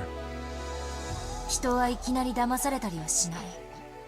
自らの確認を怠り、それを他人に委ねたとき、騙される。 People don't check that blue gauntlets, they fail to check things for themselves and leave it at. Huh. 他の人が渡り始めたから、もう信号は青になったと思った。じゃあ、事故の言い訳にはならないってこと。 Exactly. わかる？ I get it. I get it. ああ、わかるぜ。I love whenever they use these analogies because it does help with understanding stuff. 自分の頭で考えろってことだろ。俺はベアトに見せられた魔法を鵜呑みにしていた。 I swallowed all the magic beat that I showed him. 考えることをやめていた。だからダメだったんだ。 Battler grimaced as he remembered his many painful losses. The witch watched and laughed again, putting on a bold appearance. 私はあなたが有利になるように助言する。もちろん、あなたは私のそれを鵜呑みにすべきではない。私が味方であることの絶対の保証なんて誰にもできないのだから。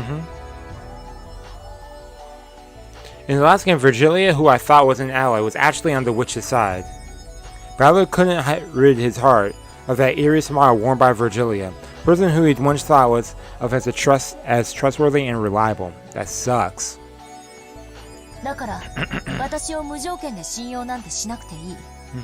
故に私の助言も参考意見程度に留めてもらって大いに結構。だって魔女とのゲームを戦っているプレイヤーはあなたなんだから。Yep. そう It's you in the end, so. 外野の指し手に従って打ったから負けた。なんて情けねえ言い訳だもんな。Yep. そうとも。わらわの相手はバトラー。Yo, Beach is adding into this conversation. 外野に過ぎぬわ。それをわきまえているとは良いことだ。いいえ、外野じゃないわ。ベアトリーチェと後ろ宮バトラー。そしてそれを俯瞰する私がまるで三角形のような形になって戦うのよ。Oh, okay. これは共闘ではないけれど、一緒に戦うばかりが共闘ではない。Huh. ほう。Surprising her left and right. Huh. さっき彼は戦うことをあなたとの距離を詰めると表現し Closing distance. た。 Yeah. でも一つの目では距離は測れない。二つの目があって初めて物事は立体的に見え、その距離も測れる。そして、Okay. 二つの視点があっても同じ場所からでは意味がない。 Huh. 離れている方が魔女を正確に測ることができる。Huh. 異なる立場から異なる Different angles. Yep. Perspectives 十字 too. 砲火ってことだな。 Okay.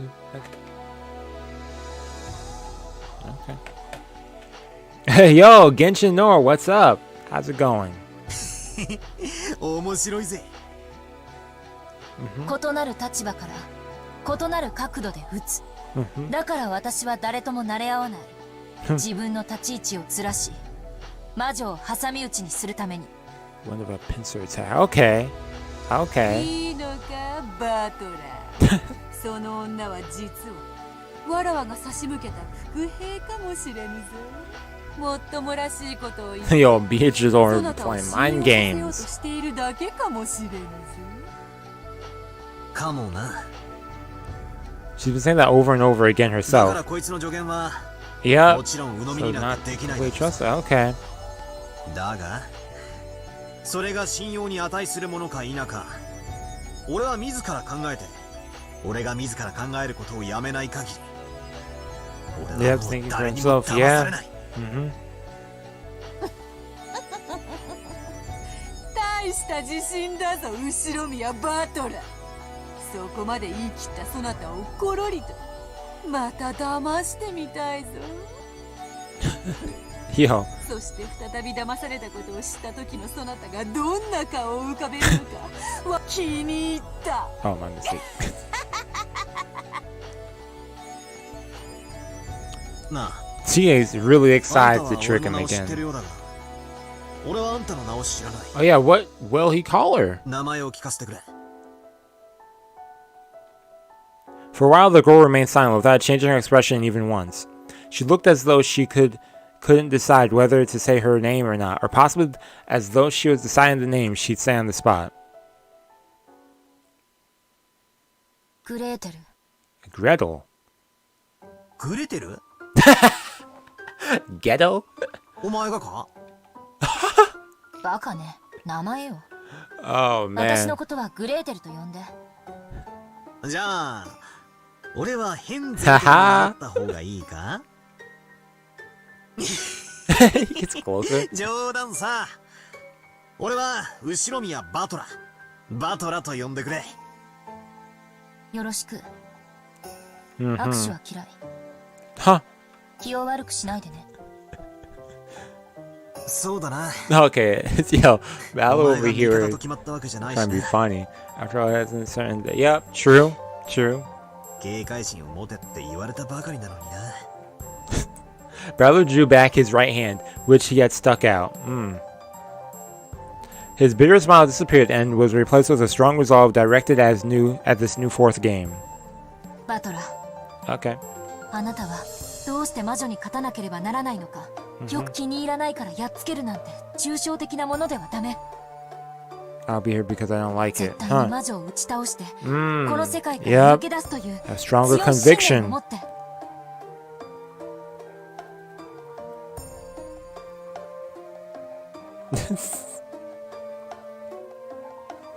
あなたの帰りを待っている人が。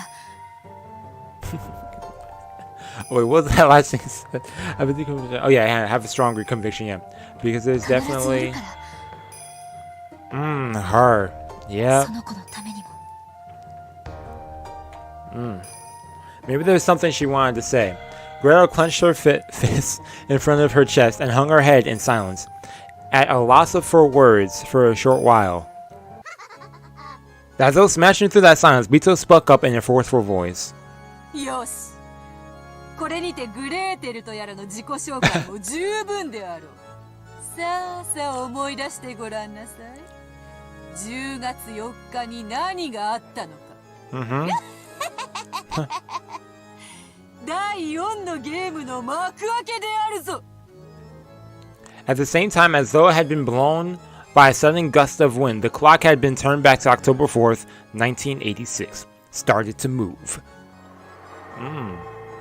And we warp reality. While we remained at the witch's tea room, the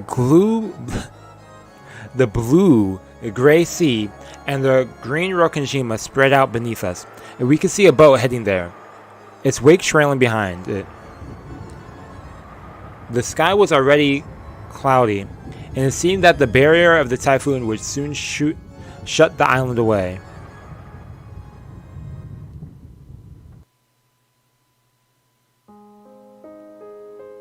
Hey, yo, Goda, long time no see.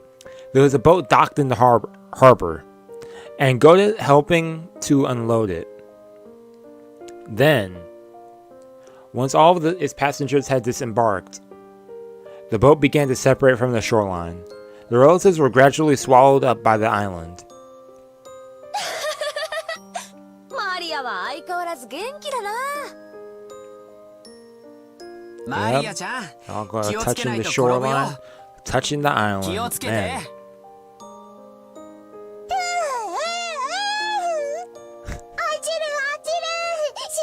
沈む。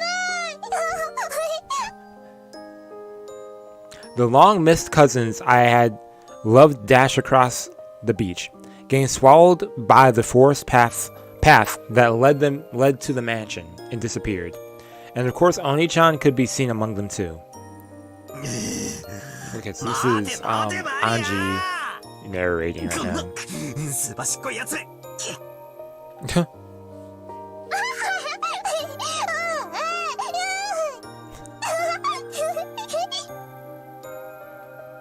Haha, yo, for real. Maria Oni-chan.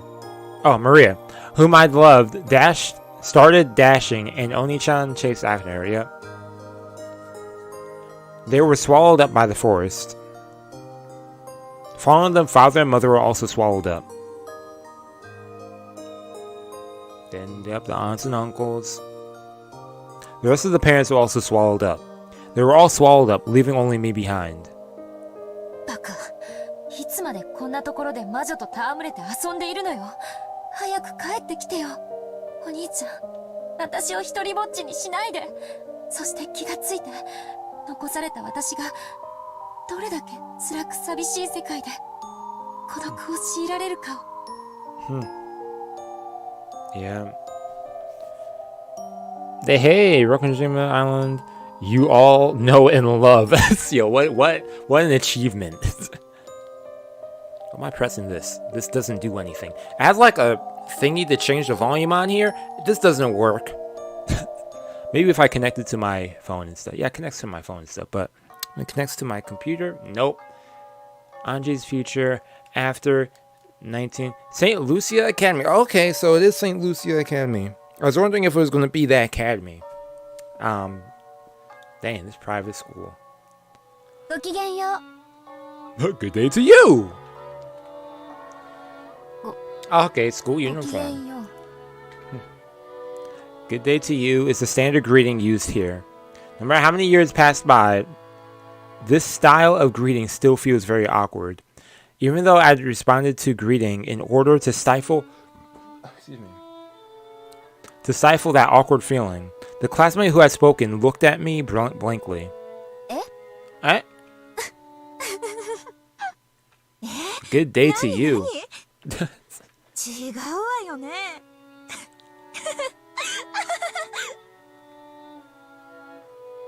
The choice of words and manners were certainly what you'd expect from school for rich girls, but the actual meaning was as innocent and cruel as they expect from kids that age. It seems they found it funny, and I mistakenly thought the greeting was directed at me. No, it might be the opposite. Maybe they didn't know how to react after being suddenly greeted by a gloomy, quiet kid like me. No, judging by the gazes of my classmates who were looking this way, over their shoulders and whispering to each other, it looked as though some of them considered this refreshing morning ruined. I was dark because I was disliked. So trying not to get in the way of everyone's refreshing morning anymore, I stooped lower and entered the classroom. Dang. Sucks.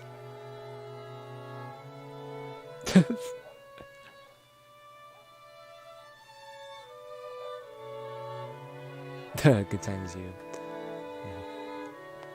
This is an all-dorm school, St. Lucie. I wonder how it'd be going to an all-dorm school.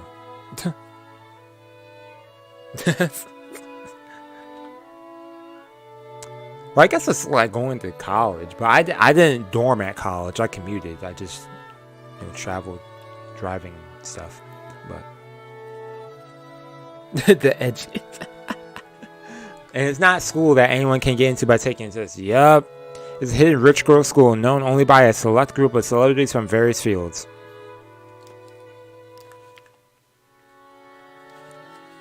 For lofty nobles who truly wish their daughters could be raised like saints, this is probably the ideal school in which to protect them from the impurities of the common world. But at the same time, it was probably also convenient for nobles who wanted to confine their daughters they didn't want out in public. Yep, as we've seen. As well as an academy isolated from the impurities of the common world, it also held excellent potential as a prison school. Prison school? Oh man. I was surely among the latter and was confined in St. Lucia Academy, forced to live my life in dreariness. Of course, there weren't that many students like me, and you couldn't tell us apart at a glance. However, even if we never fessed up about it, you could usually figure out we were by watching how we acted. So wait, what was that last sentence? Yep. After all, we were always hanging our heads with an expression on our faces as though the whole world had abandoned us. Anyway, every class had one or two kids like that. So even if they didn't speak up about it, you could guess who they were. Therefore, even though I never confessed that I was one of those kids, at some point, everyone in my class knew about it. Yeah. Just like how the seriousness of an injury becomes a sign of status in the hospital room. How noble a birth had what? Okay, why does my phone keep glowing up over here? Okay. Noble a birth had become a sign of, okay, yeah. Those girls who couldn't be acknowledged in public were probably nothing more than filth to the others. They must have thought that getting involved with such students would dirty them as well. When rumors sprang up about a particular student whose fastidious girl...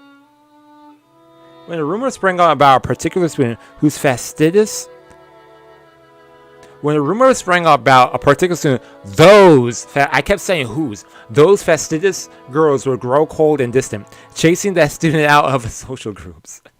Thanks to that, I led a quiet school life like this all by myself. Well, that's only if hearing people whisper behind my back. If I hear whisper, yeah. Finding my things lost or broken all the time, having everyone pretend like they didn't know anything. Can y'all hear that on the mic? My neighbor's dog barking again? Can be called a quiet school life. Quiet school life, man. Even this early in the morning, I must look worn out. I can almost understand why my other classmates who had a refreshing morning looked at my face and wanted to click their tongues. Consciously trying to do as I should, I avoided tainting my classmates' mornings. I quietly took my seat. Then, unusually, someone came to talk to me. It was the class leader. ごきげんよう、後宮さん。朝からご機嫌斜めなご様子ね。 Way to assume how I feel. I hated when people would assume how you're feeling based on your expression. My expression does not mean how I feel. ちゃんと睡眠は取られてる？ All the time. That's not always the case. 何かご用ですか？学年発表会のアンケート、まだ提出してないの。後宮さんだけの。Yeah, it's like, yo, get to the point. Enough small 昨日までが talk. 提出日だったの。お忘れ？ Yeah, this giving me flashbacks from when I was in high school and stuff. I was like, yo, stop the small talk. Get to the point, man. You talking to me. What do you want? I'm pretty sure I heard something about that last week. But I thought about the questionnaire hadn't been passed out yet. The details would be written there, so there shouldn't have been any need to remember them beforehand.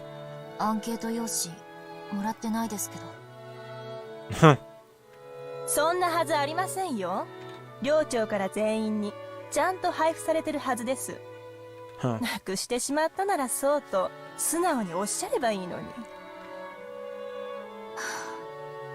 なくしました。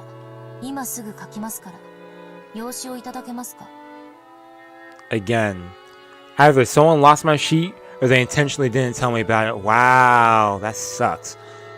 But I have no way of knowing who was behind that. In the end, treating it as though it was my own carelessness would settle everything more quickly.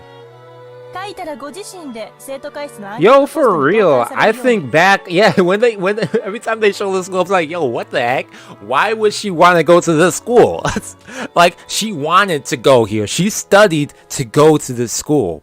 Her dream school. Like, うちの man. クラスだけですよ。夕べまでに全員のが揃わなかったのは。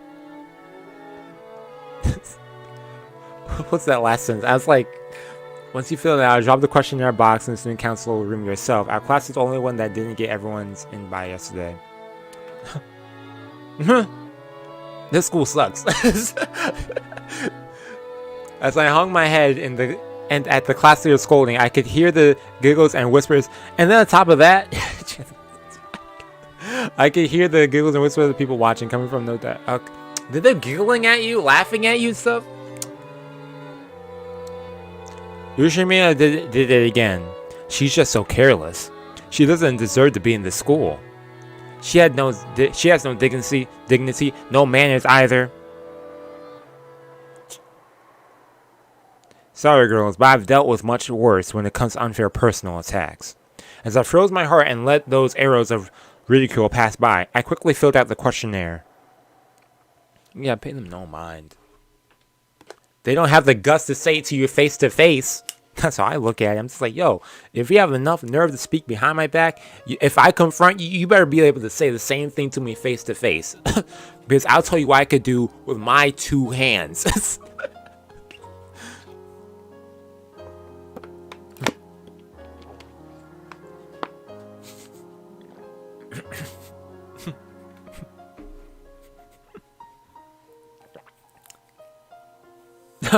For real, man.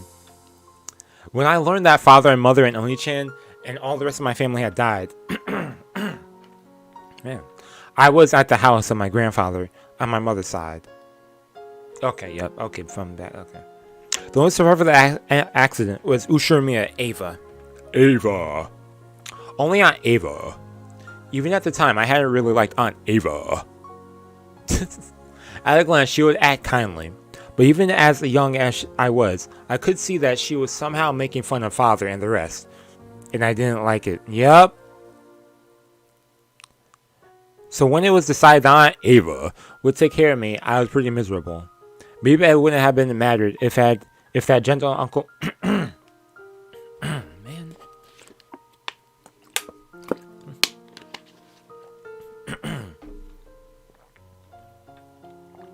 Man.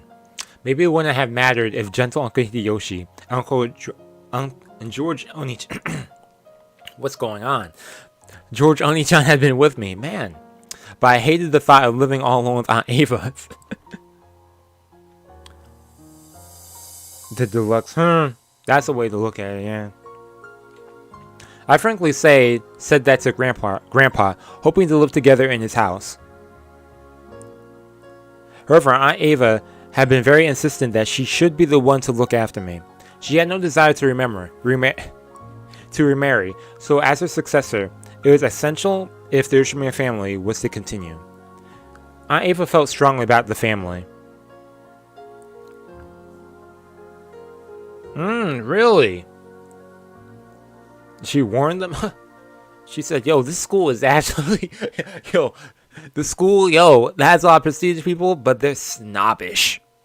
Trash. She insisted that she take charge of me right away so that she could give me an education and lifestyle fitting for her successor. Yeah. After that, it seemed that confusing negotiations with lawyers took place. But in the end, I was forced to live with Aunt Eva. Forced to live with her. Okay, so that explains why she wasn't with...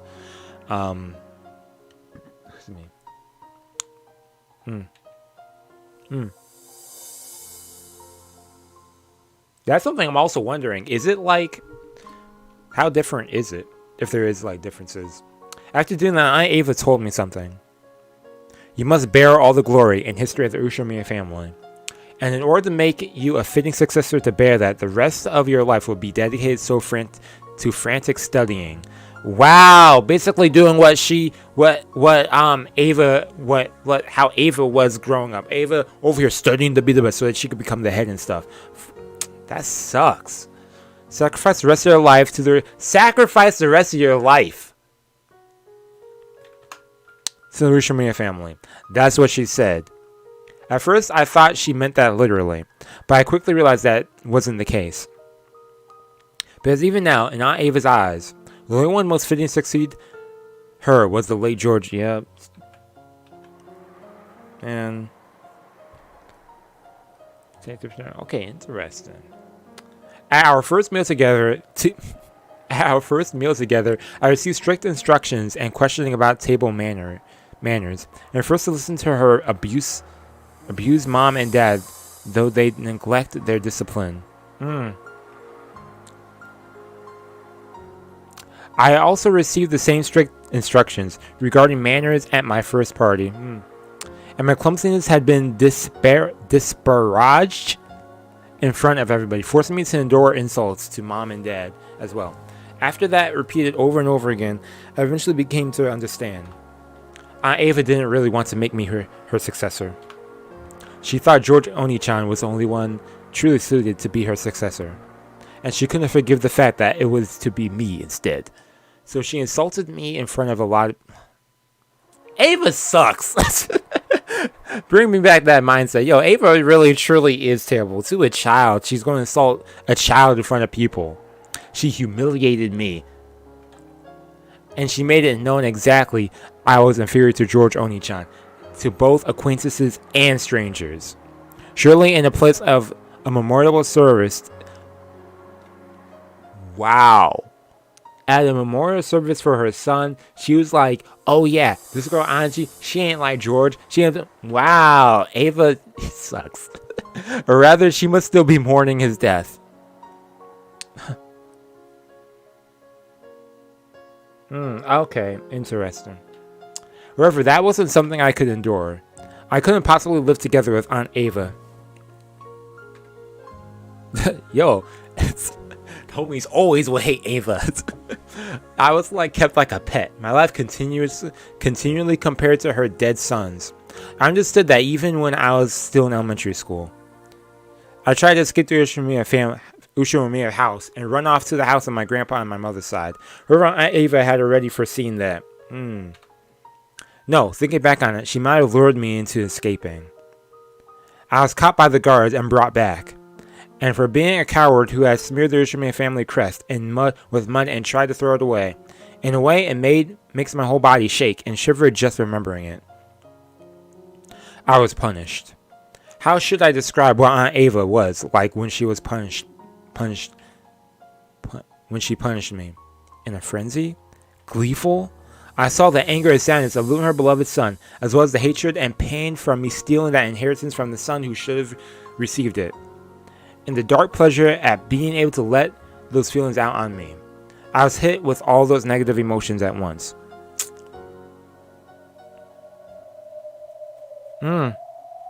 She is, just 100% nasty at heart. Man. Then all my free time and freedom to act was stolen. I was put under surveillance around the clock. I might have lived in a gorgeous mansion, dressed in expensive clothes, but my heart and my dignity had been trampled upon, and it was the Ushiromiya family's slave. It's cattle. Compared to that lifestyle, the derisive laughter of my classmates here was calm and pleasant. Yep, better than that. It caused my heart no trouble. Of course, compared to what they're doing in school, to what 100%. After bearing most of all the fields of the questionnaire with nothing in particular, I folded it and put it in my pocket, because if I left it on my desk, it might disappear again. Can't trust no one.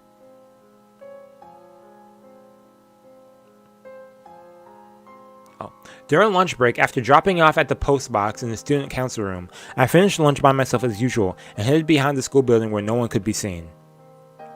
Only my time by myself could protect me from the derisive laughter and gossip.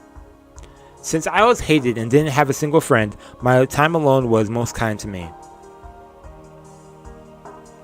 After checking the surrounding bushes to see whether some malicious classmates were hiding and threatening my time of quiet, I finally relaxed the tension from my entire body, knowing that I had gained some true peace. Then I let out a sigh. It faltered, heavy as though it was the first time I'd breathed out today.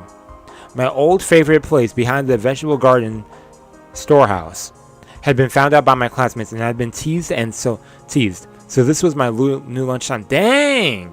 You just can't get no peace and quiet. There is nowhere to sit behind the school building. As I crouched near the wall in the shadow of the bushes, I opened my bags and took out a book with an elaborate old-fashioned binding. Just glancing at it, you'd probably think it was a religious book or something written in the Middle Ages. But this wasn't a book. It was a diary. Diary of a Wimpy Kid. I have never read that book in my life. I never even saw the movie. Of course, it wasn't my diary. There weren't any special things worth writing about in my daily life. Every single day was just gray, cold, and dry. In those completely unchanging days, there weren't any changes worth writing down. This was the diary of Maria One-chan, a girl. Oh, Maria's. Okay, interesting. She'd been a bit strange and 3 years older than me, but One-chan was always warm and warm, wonderful cousin. She'd always grab me by my hand and let me join in some fun game.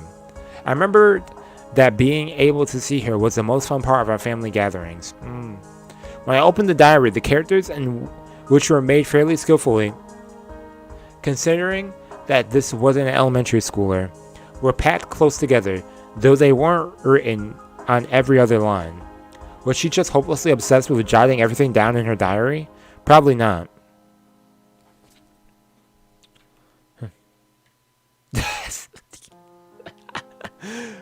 It was probably like having a conversation with a part of herself. So rather than an object in which the events of her day were written down, Maria One-chan's diary was written like a letter to another part of herself, telling of the events of that day. Okay, so the closest thing to that. I found this diary among her belongings after her death and secretly took it home. At first, I felt that reading someone else's diary might be boorish, and satisfied myself with just keeping it by my side. But I couldn't help flipping through the pages and reading through it bit by bit. And by now, she had become my only friend. To think that your only friend is the memories of a dead person's memory from their diary, in a way. I gently opened to the page with the bookmark. What's it say on this page? Maria お姉ちゃん、お待たせ。また、お姉ちゃんのお話を聞かせて。At the same time, a very, very soft breeze blew, tickling the paper, as though the open diary might have sparkled faintly. The weather's good today. Maria One-chan loves the wonderful rays of sunlight, so I'm sure she's in a good mood. On the pages of the diary, no, in the world of the diary, Maria One-chan showed herself. Came to life. Her ghost. Her spirit? I'm pretty sure she was 9 when she died. So her form was already younger than me. But I call her One-chan, so she affectionately calls me Ange. Oh, Ange, 今日は来るのが遅かった。お昼混んでた？It's always packed. 仲良しグループたちが席を陣取ってる上に、食事を終えた後も席を塞ぎ続けてるから、食堂に行くのが遅くなると致命的ね。今日は片付けの当番だったから。マリア、ご飯食べるの早い。早く食べ終わるとその分いっぱい遊べるの。Yo, you eat fast, you get to play more. Maybe she realized I was holding a grudge because that duty had been forced upon me and shortened my lunch break by a bit. Maria One-chan brightly changed the subject. Grateful for the act of kindness, I responded by saying I was a slow eater. Maria calmed me down, saying something about teaching me the trick to eating fast. I heard about it in her diary. No, I heard it from Maria One-chan. She was ranked number 1 among the girls in the speed eating ranking for her grades newspaper. She was apparently very proud of that, but a little disappointed that her mother, Aunt Rosa, hadn't praised her very much for it, of course. じゃあ今日のお話を始めるね。昨日はどこまでお話をしたかな？Yeah. ここまでよ。This far. マリアお姉ちゃんがサクタロをプレゼントしてもらったところまで。Sakutaro. サクタロの話を聞かせてくれる約束になってたわ。サクタロのこと話すよ。サクタロはね、とっても可愛いぬいぐるみなの。Okay, her stuffed エンジ animal. もきっと気に入るよ。Sakutaro. そのお話を聞かせて、マリアお姉ちゃんにお話を聞かせてもらえる昼休みだけが、学校で一番心を許せる時間だもの。Oh, my mistake, everyone. マリア話す。サクタロはね、Okay, the Sakutaro story. When I looked at Maria Onechan, who was always in a good mood, it made my heart feel warm as well. As I listened to her tale, I began to get absorbed in her world.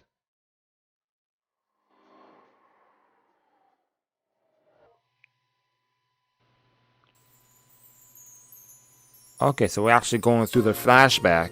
Okay. Happy birthday, Maria. I wasn't expecting this. I was expecting seeing Rosa. Okay, so it was her birthday present. We're seeing Rosa in different attire. Dang, all of them in different clothes. Okay, well, yeah, because they're not going to the conference, so it makes sense. The daily wear.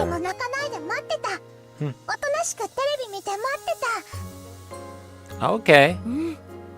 マリアは偉いわね。お行儀よく待ってたご褒美に、今日は何でも好きなものを注文していいわよ。もちろん食べきれる分だけだけどね。Or anything you want to eat. 今日はコーンスープをオニオングラタンスープに変えてもいい？ええ、いいわよ。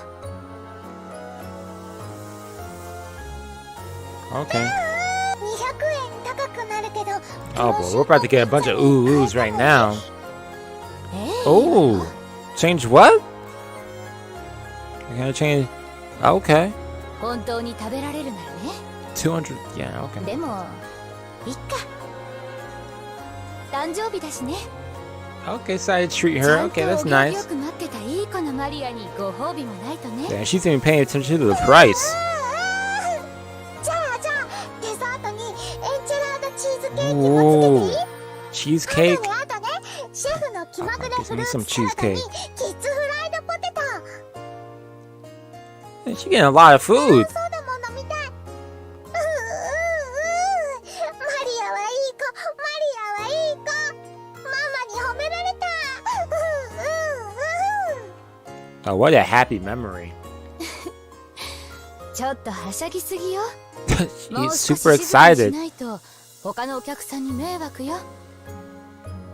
Yo, when Rosa gently admonished her, Maria stuck her tongue out and eased up a little. Yeah, relax. Please, Maria, relax a little bit. Not on your birthday. I don't want to see Rosa snap on your birthday.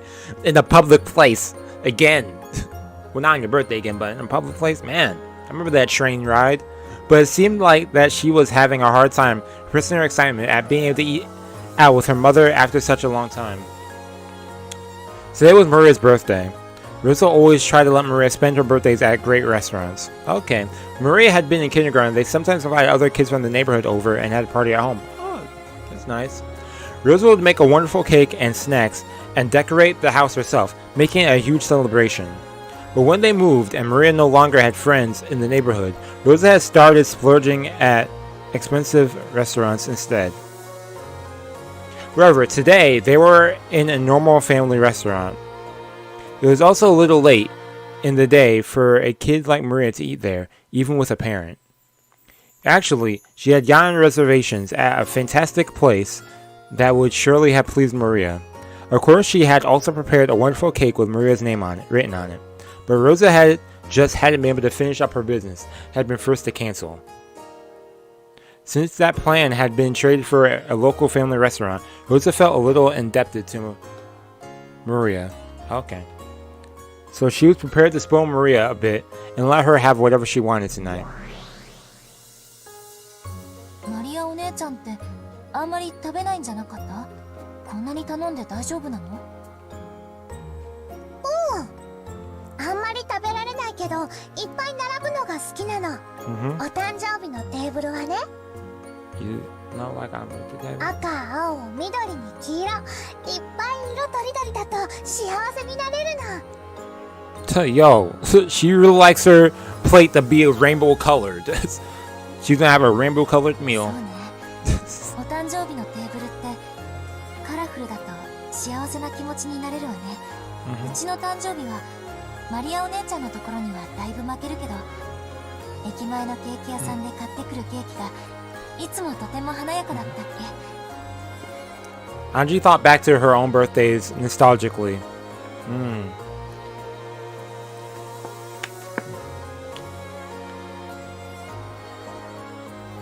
I drank too fast. I was about to choke on my own water.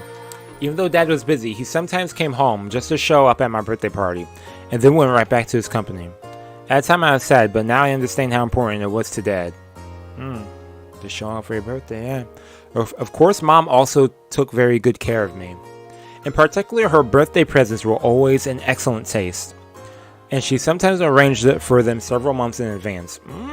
Dang, planning ahead. Even though we always sent an invitation to Ballard on Nichan, he didn't get along with Dad or something, so he kept not coming. Dang, I'm about to make some popcorn. So when he did come, I was really happy. I just think about popcorn. I'm being hungry. I'm hungry right now. The birthday parties, when the whole four-person family gathered, made for fun memories that I'll never forget. Yeah, fun memories that she only got to enjoy for 6 years before they died.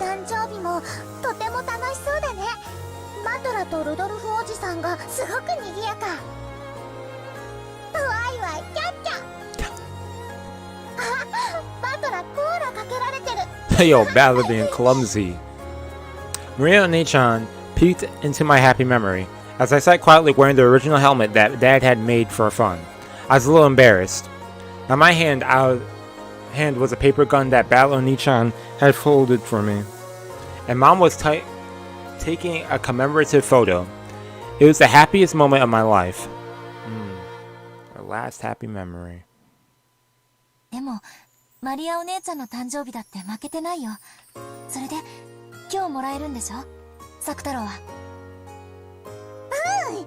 すっごく楽しみだった。ママのカバンの脇にあるプレゼントの包みを早く見せてもらえないかなとずっとワクワクしてた。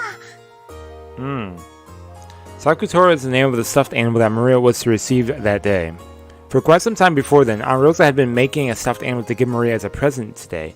Hearing that it was a cute lion stuffed animal, Maria One-chan already gave it the name Sakutaro, even though she hadn't received it yet. Yo, giving me ideas. But yo, I didn't know that. Okay, so it's handmade. Okay, that's nice. Handmade gifts. Today she was looking forward to meeting Sakutaro even more than her own birthday. Aunt Rosa ran a clothing design company. Yep, it seemed to be some kind of brand name.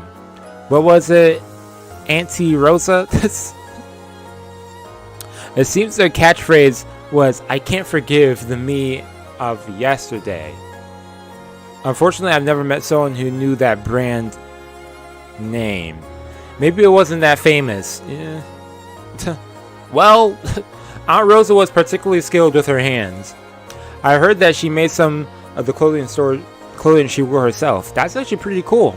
So making the stuffed animal had to be well within her capabilities. Definitely. 手作りのぬいぐるみなんてちょっと素敵。ところで、サク太郎って名前どういう意味でつけたの？本当はさくらってつけたかった。でもオスライオンのぬいぐるみだから男の子の名前にしなさいって言われたの。A male, okay.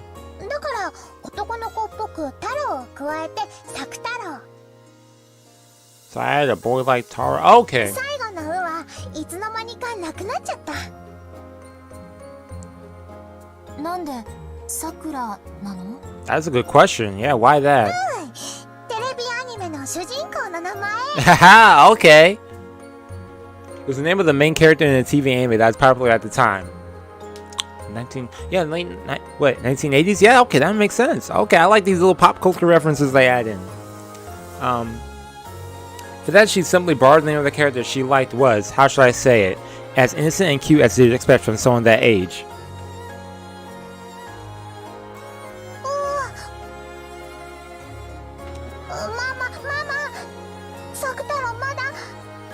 Mm-hmm. サク太郎も一緒にお誕生日混ぜてあげたい。プレゼントはいつも最後でしょ。Yep. 今広げると Wait 汚 for し the ちゃうわ big よ。 presents in the 食 end. 事が終わるまで我慢しなさい。じゃあ早く食事を終わらす。Yo, fast eater. You about to drink that food. As soon as she proclaimed that, she started tearing into her meal. Rosa got mad at saying that was rude. It seemed that she'd expected this would happen right away. I also thought that, given how straightforward Maria was, that was probably what she'd do. So it was kind of pleasant when my expectations weren't betrayed. In the end, Aunt Rosa lost to her daughter's eyes, which were sparkling with anticipation, cleaned up the table, and took out the long-awaited wrapped present.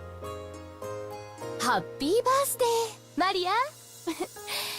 なかなか時間が取れなくて Yo, after talking right now and talking about food, yo, I am plotting in my head right now what I'm about to eat afterwards.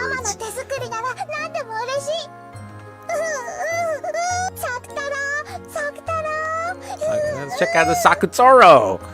Aunt Rosa spoke a bit humbly, but Maria One-chan was happy even before opening the wrapping. I could really understand that feeling. It's not a problem with quality. It's just the fact that it was a handmade present was more pleasing than anything.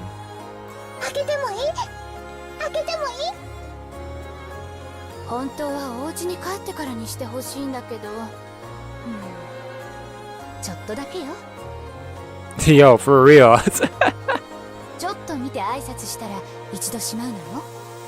ちゃんと挨拶するのはお家に帰ってからにするのよ。ここはお外なんだからはしゃいじゃダメよ。Okay. 約束できる？約束する。Oh, what? So nudge nudge. She's like, let me open it. Yeah. 開けてもいい？はいはい。ちょっとだけよ。I was noticing that. So Maria gets her purple eyes from her father's side, it seems. In fact, what are the colors of everyone else's eyes? I was noticing that. It was bothering me. Okay. I was just curious. Her mystery husband who left. Before Aunt Rosa finished talking, Maria started unwrapping it. Okay. Oh, Sakutaro. That's what he looks like. And as soon as she did, yellow and orange peeked out. What appeared was a slightly blank-looking lined stuffed animal, with cute round eyes and white chest. It was about the size of a small pillow. Okay, so... Okay, lengthy. It looked pretty big next to someone as short as Maria One-chan, but it probably wasn't that large.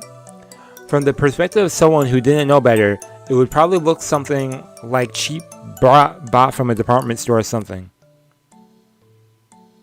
I don't think about that.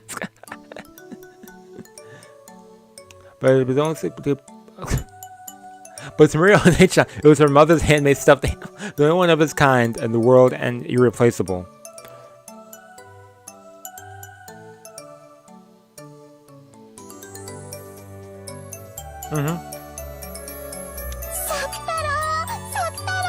Hey! Happy moments, happy moments. すっごく可愛い。ママありがとう。ママありがとう。お仕事で忙しいのにこんなに可愛いぬいぐるみを作ってくれて本当にありがとう。Yo. そんなに褒められるとかえって恥ずかしいわ。全然時間が取れなくて大したものを作れなかったの。本当は抱えきれないくらい大きなのを作るつもりだったのにね。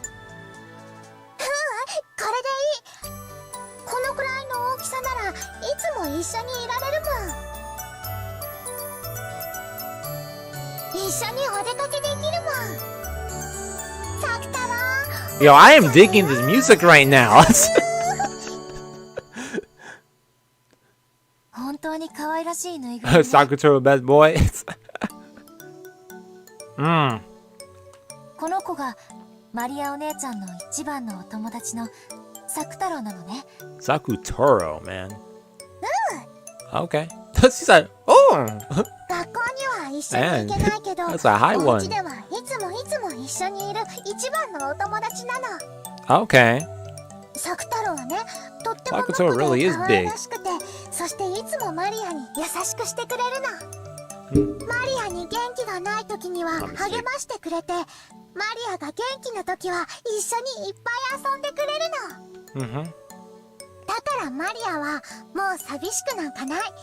ママが仕事で忙しくて一人ぼっちでも寂しくないし、学校で誰も遊んでくれなくても全然寂しくないの。ねえ、サクタロー、Are you?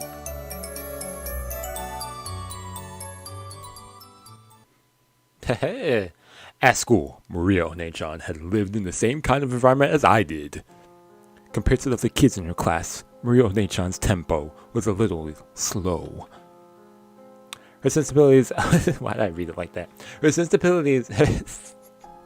sensibilities and way of viewing things were a little peculiar and a little too idiosyncratic for her to blend in. Her grades were also low as well, and since she was talking about everything related to the occult, her specialty, she was treated like a weird by everyone else in class. Man.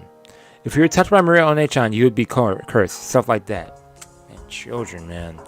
Apparently, everyone in her class acted like she was disgusting, made fun of her, and avoided her. If a boy bumps into Maria One-chan, he started rubbing that part against the other boys as if he got some scum on him. They'd pick her stuff like it was something filthy and chase other boys around with it. It seemed the girls thought even speaking to her was unpleasant, so they ignored her all the time, only giggling and sneering at her whenever she made a mistake. Man, it's sad, man.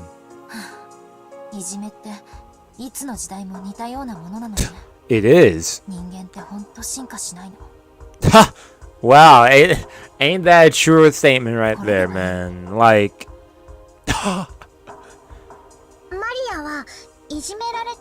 matter of the time period. でも仕方ないと思うの。仕方ない？どうして？だってクラスには一人いじめられっ子がいないといけないってルールなんだもん。最低なルールね。It is horrible. それを作ったやつの後頭部をレンガで殴ってやりたいわ。Oh, rightfully もち so. ろん角で。Give me one. もしもマリアがいなくなったら、きっとマリアの代わりに新しい誰かが新しいいじめられっ子に選ばれる。Another target. マリアが我慢することで、マリアはその子をかばってあげられ So るの。 that's why, man, that's so... As she said that, she smiled faintly. Maria One-chan's way of thinking really is unusual. According to her, from the beginning, a witch had resided in that place called a school. No, she says that any place where a lot of people gather will have a witch residing there. The witch tries to steal the student's soul through death by disease or accidents. Apparently, she sometimes also corrupts those souls, leading them down the path of evil. She says that an angel came, not content to let that continue. 天使様はね、魔女をやっつけようとした。でも魔女は兄弟で、戦いは7日7晩に及んだんだけど、 7 days, 7 nights. それでも決着しなかった。 Still a 疲れ切った draw. 魔女は休戦しようと言ってこう提案したの。前に聞いたわ。私はこれまでクラスの生徒の半分を病気にしたり怪我をさせたりしてきました。 Wait, what was that? Okay. でもその代わりに残りの半分の生徒は病気と怪我から守ってきました。だからもしもクラスの一人を私への生贄にいじめられっ子にしてくれるなら、その他全員の生徒を病気や怪我から守りましょう。だったっけ？おう、天使様は考えたの。クラスの半分が不幸になることに比べたら、クラスの一人だけが不幸になることの方がずっといい。それに魔女はその強力な力で他全員の生徒の安全を守ってくれるという。クラスに40人の生徒がいるとして、20人の犠牲者が1人に減って19人が助かるというわけね。実に合理的な提案。Wonder if there's some theme behind this fairy tale. If it's a creation by Maria One-chan, a 9-year-old, that'd be pretty impressive. 天使様はその提案を飲むことにした。だから一人の生贄によって19人は救われた。Huh. だからマリアの役割は大切なの。魔女は19人を守ってる。Huh. 私たちが生贄になることによってその19人に感謝された覚えはないけれど。Huh. Okay. Maria Onechan's idea was too compassionate. Both of us are suffering from a very similar type of misfortune. And yet, maybe a small difference in our way of thinking changes how peaceful our hearts are. それでマリアお姉ちゃんは悲しくないの？悲しくなんかないよ。だってこれからはサクタロが一緒だもん。Huh, she got Sakutaro, so she's happy. うりゅう、マリアと一緒なら僕も元気。I was about to make a joke and say, if Sakura, it would be funny if Sakutaro starts responding or talking. Yes, he started talking. Okay, Sakutaro, you talk now? ほら、サクタロも元気って言ってるよ。Maria Onechan hugged Sakutaro's stuffed animal, playing both sides of the conversation herself. Oh. I don't understand it. But that's exactly why I want to reach Maria Onechan's level. So I was intensely drawn to her tale and her words. エンジェは一人ぼっちだから辛い？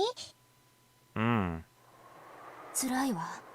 でもマリアお姉ちゃんとこうしていられる時間だけは Yeah, 別 but she had to have someone she could at least have. Even if it's a little bit. 友達になればもっと楽しくなるよ。じゃあ今日からサクタロもエンジェの新しいお友達だよ。True. サクタロ。The stakes talk. Reading that sentence is like, if you had no contents to the series, it'd be like, what? 僕、エンジェのお友達？ふりゅう、エンジェ。 Skillfully moving the stuffed animal like it was a puppet, Maria Onechan expressed Sakutaro's emotions. She was controlling him, but the charming way he waved his sort of hand and cocked his head to the side made it feel like he really was a new friend called Sakutaro. Of course, looking at it with cold eyes, it would only appear that Maria Onechan was comforting me when I was grumpy. But a soul has definitely been sent into that stuffed animal. The stuffed animal Maria Onechan loved. So I acknowledged the existence of the being called Sakutaro inside the stuffed animal. ほら、エンジェもサクタロに挨拶して。ほら、サクタロもご挨拶。うりゅう？エンジェ、怖い人？ As Sakutaro timidly looked at me, he unexpectedly met my gaze and hid behind Maria Onechan's back in surprise. Maria Onechan really is good at playing with stuffed animals. 大丈夫だよ、サクタロ。エンジェは怖くないよ。とっても優しい女の子だよ。どうも。 Yes, Sakutaro, get the courage. Speak to Ange. はじめまして、サクタロウ。エンジェよ。新しいお友達になれて嬉しいわ。I held out my hand as though asking for a handshake, and Sakutaro's short hand was stuck out towards me, slightly touching my index finger. After all, when a human and stuffed animal hands shake hands, their sizes are too different. This greeting by touching each other's fingers was our handshake.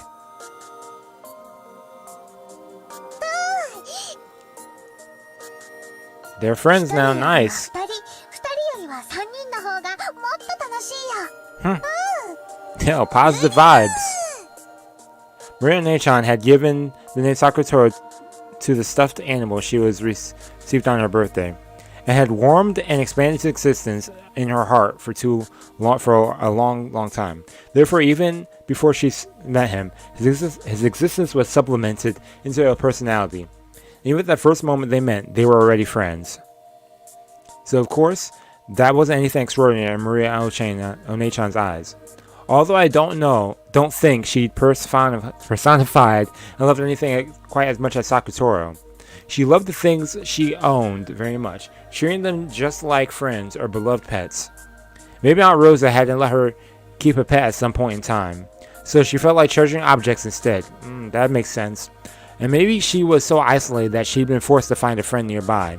Because of all that, what happened that day wasn't anything extraordinary from her perspective. Even so, Sakutaro. No, maybe should I call him Yeah, like Maria Onei-chan. There's no doubt that Sakutaro was a stuffed animal. No, a friend whom she loved more than anything or anyone.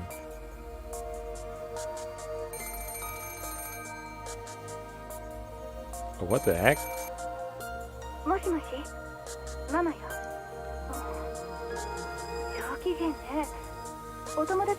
Oh, Rosa calling home to Maria. Okay. Playing with Sakutaro, yeah. It was already about 9 o'clock at night.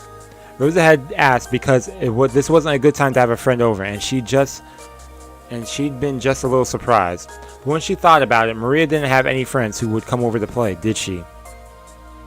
Even so, to think that she'd have so much fun playing with that stuffed animal. Rosa was real pleased that Maria had liked her birthday present so much. Late nights. Man.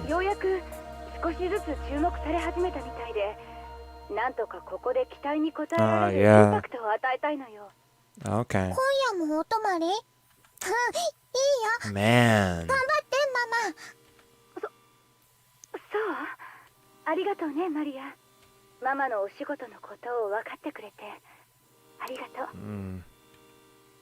Rosa was surprised that Maria had accepted so easily that she wouldn't be able to come home from work.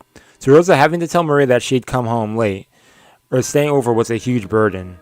Maria would start crying about how lonely she was on the other end of the phone. Well, she's your daughter. What do you expect? and she's a child home alone. What? That's an appropriate response. And it took a lot of time and effort to calm her down. To think that Maria would accept it in such high spirits. Is this also thanks to Sakutaro? Rosa was once again pleased that she'd given her daughter such a good present.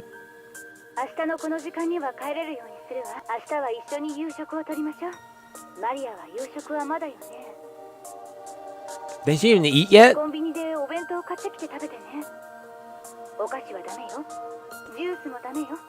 Okay. Okay.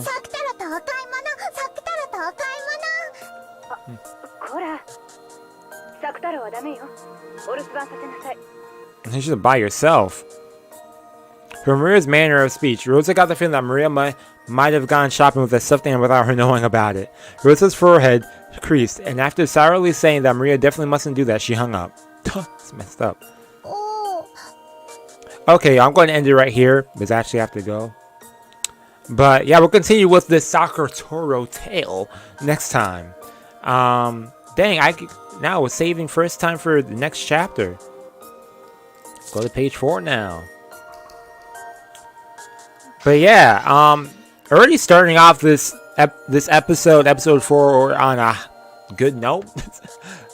Positive vibes, questionably sad vibes. A lot of emotions have been going on in this first episode so far. Or fourth episode, start of this episode, so. And I'm liking it. I also like how they always change the image for the start title screen, but.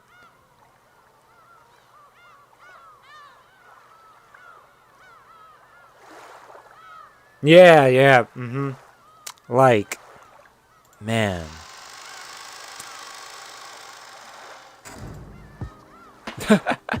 But yeah, anyways, thank you all for tuning in for the stream as always. We'll be streaming again Thursday.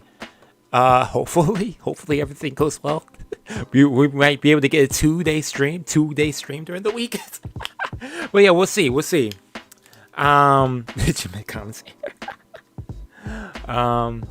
But yeah, I'm enjoying this and everything, so yeah, I'm gonna start reading the manga too soon, so but yeah, thank you for tuning in. I'll see you on Thursday, hopefully for some more Umineko. If not, then you see videos on the channel and stuff, so yeah, that's all I have to say. I'm losing my voice too. Yep. A good old 3-day continuation of stuff, so yeah, I'll see you all later and enjoy the rest of your week. And yeah, that's all I have to say. Peace and outo. Hopefully I could exit on YouTube. Hopefully my YouTube account's working now. So yeah, see y'all later.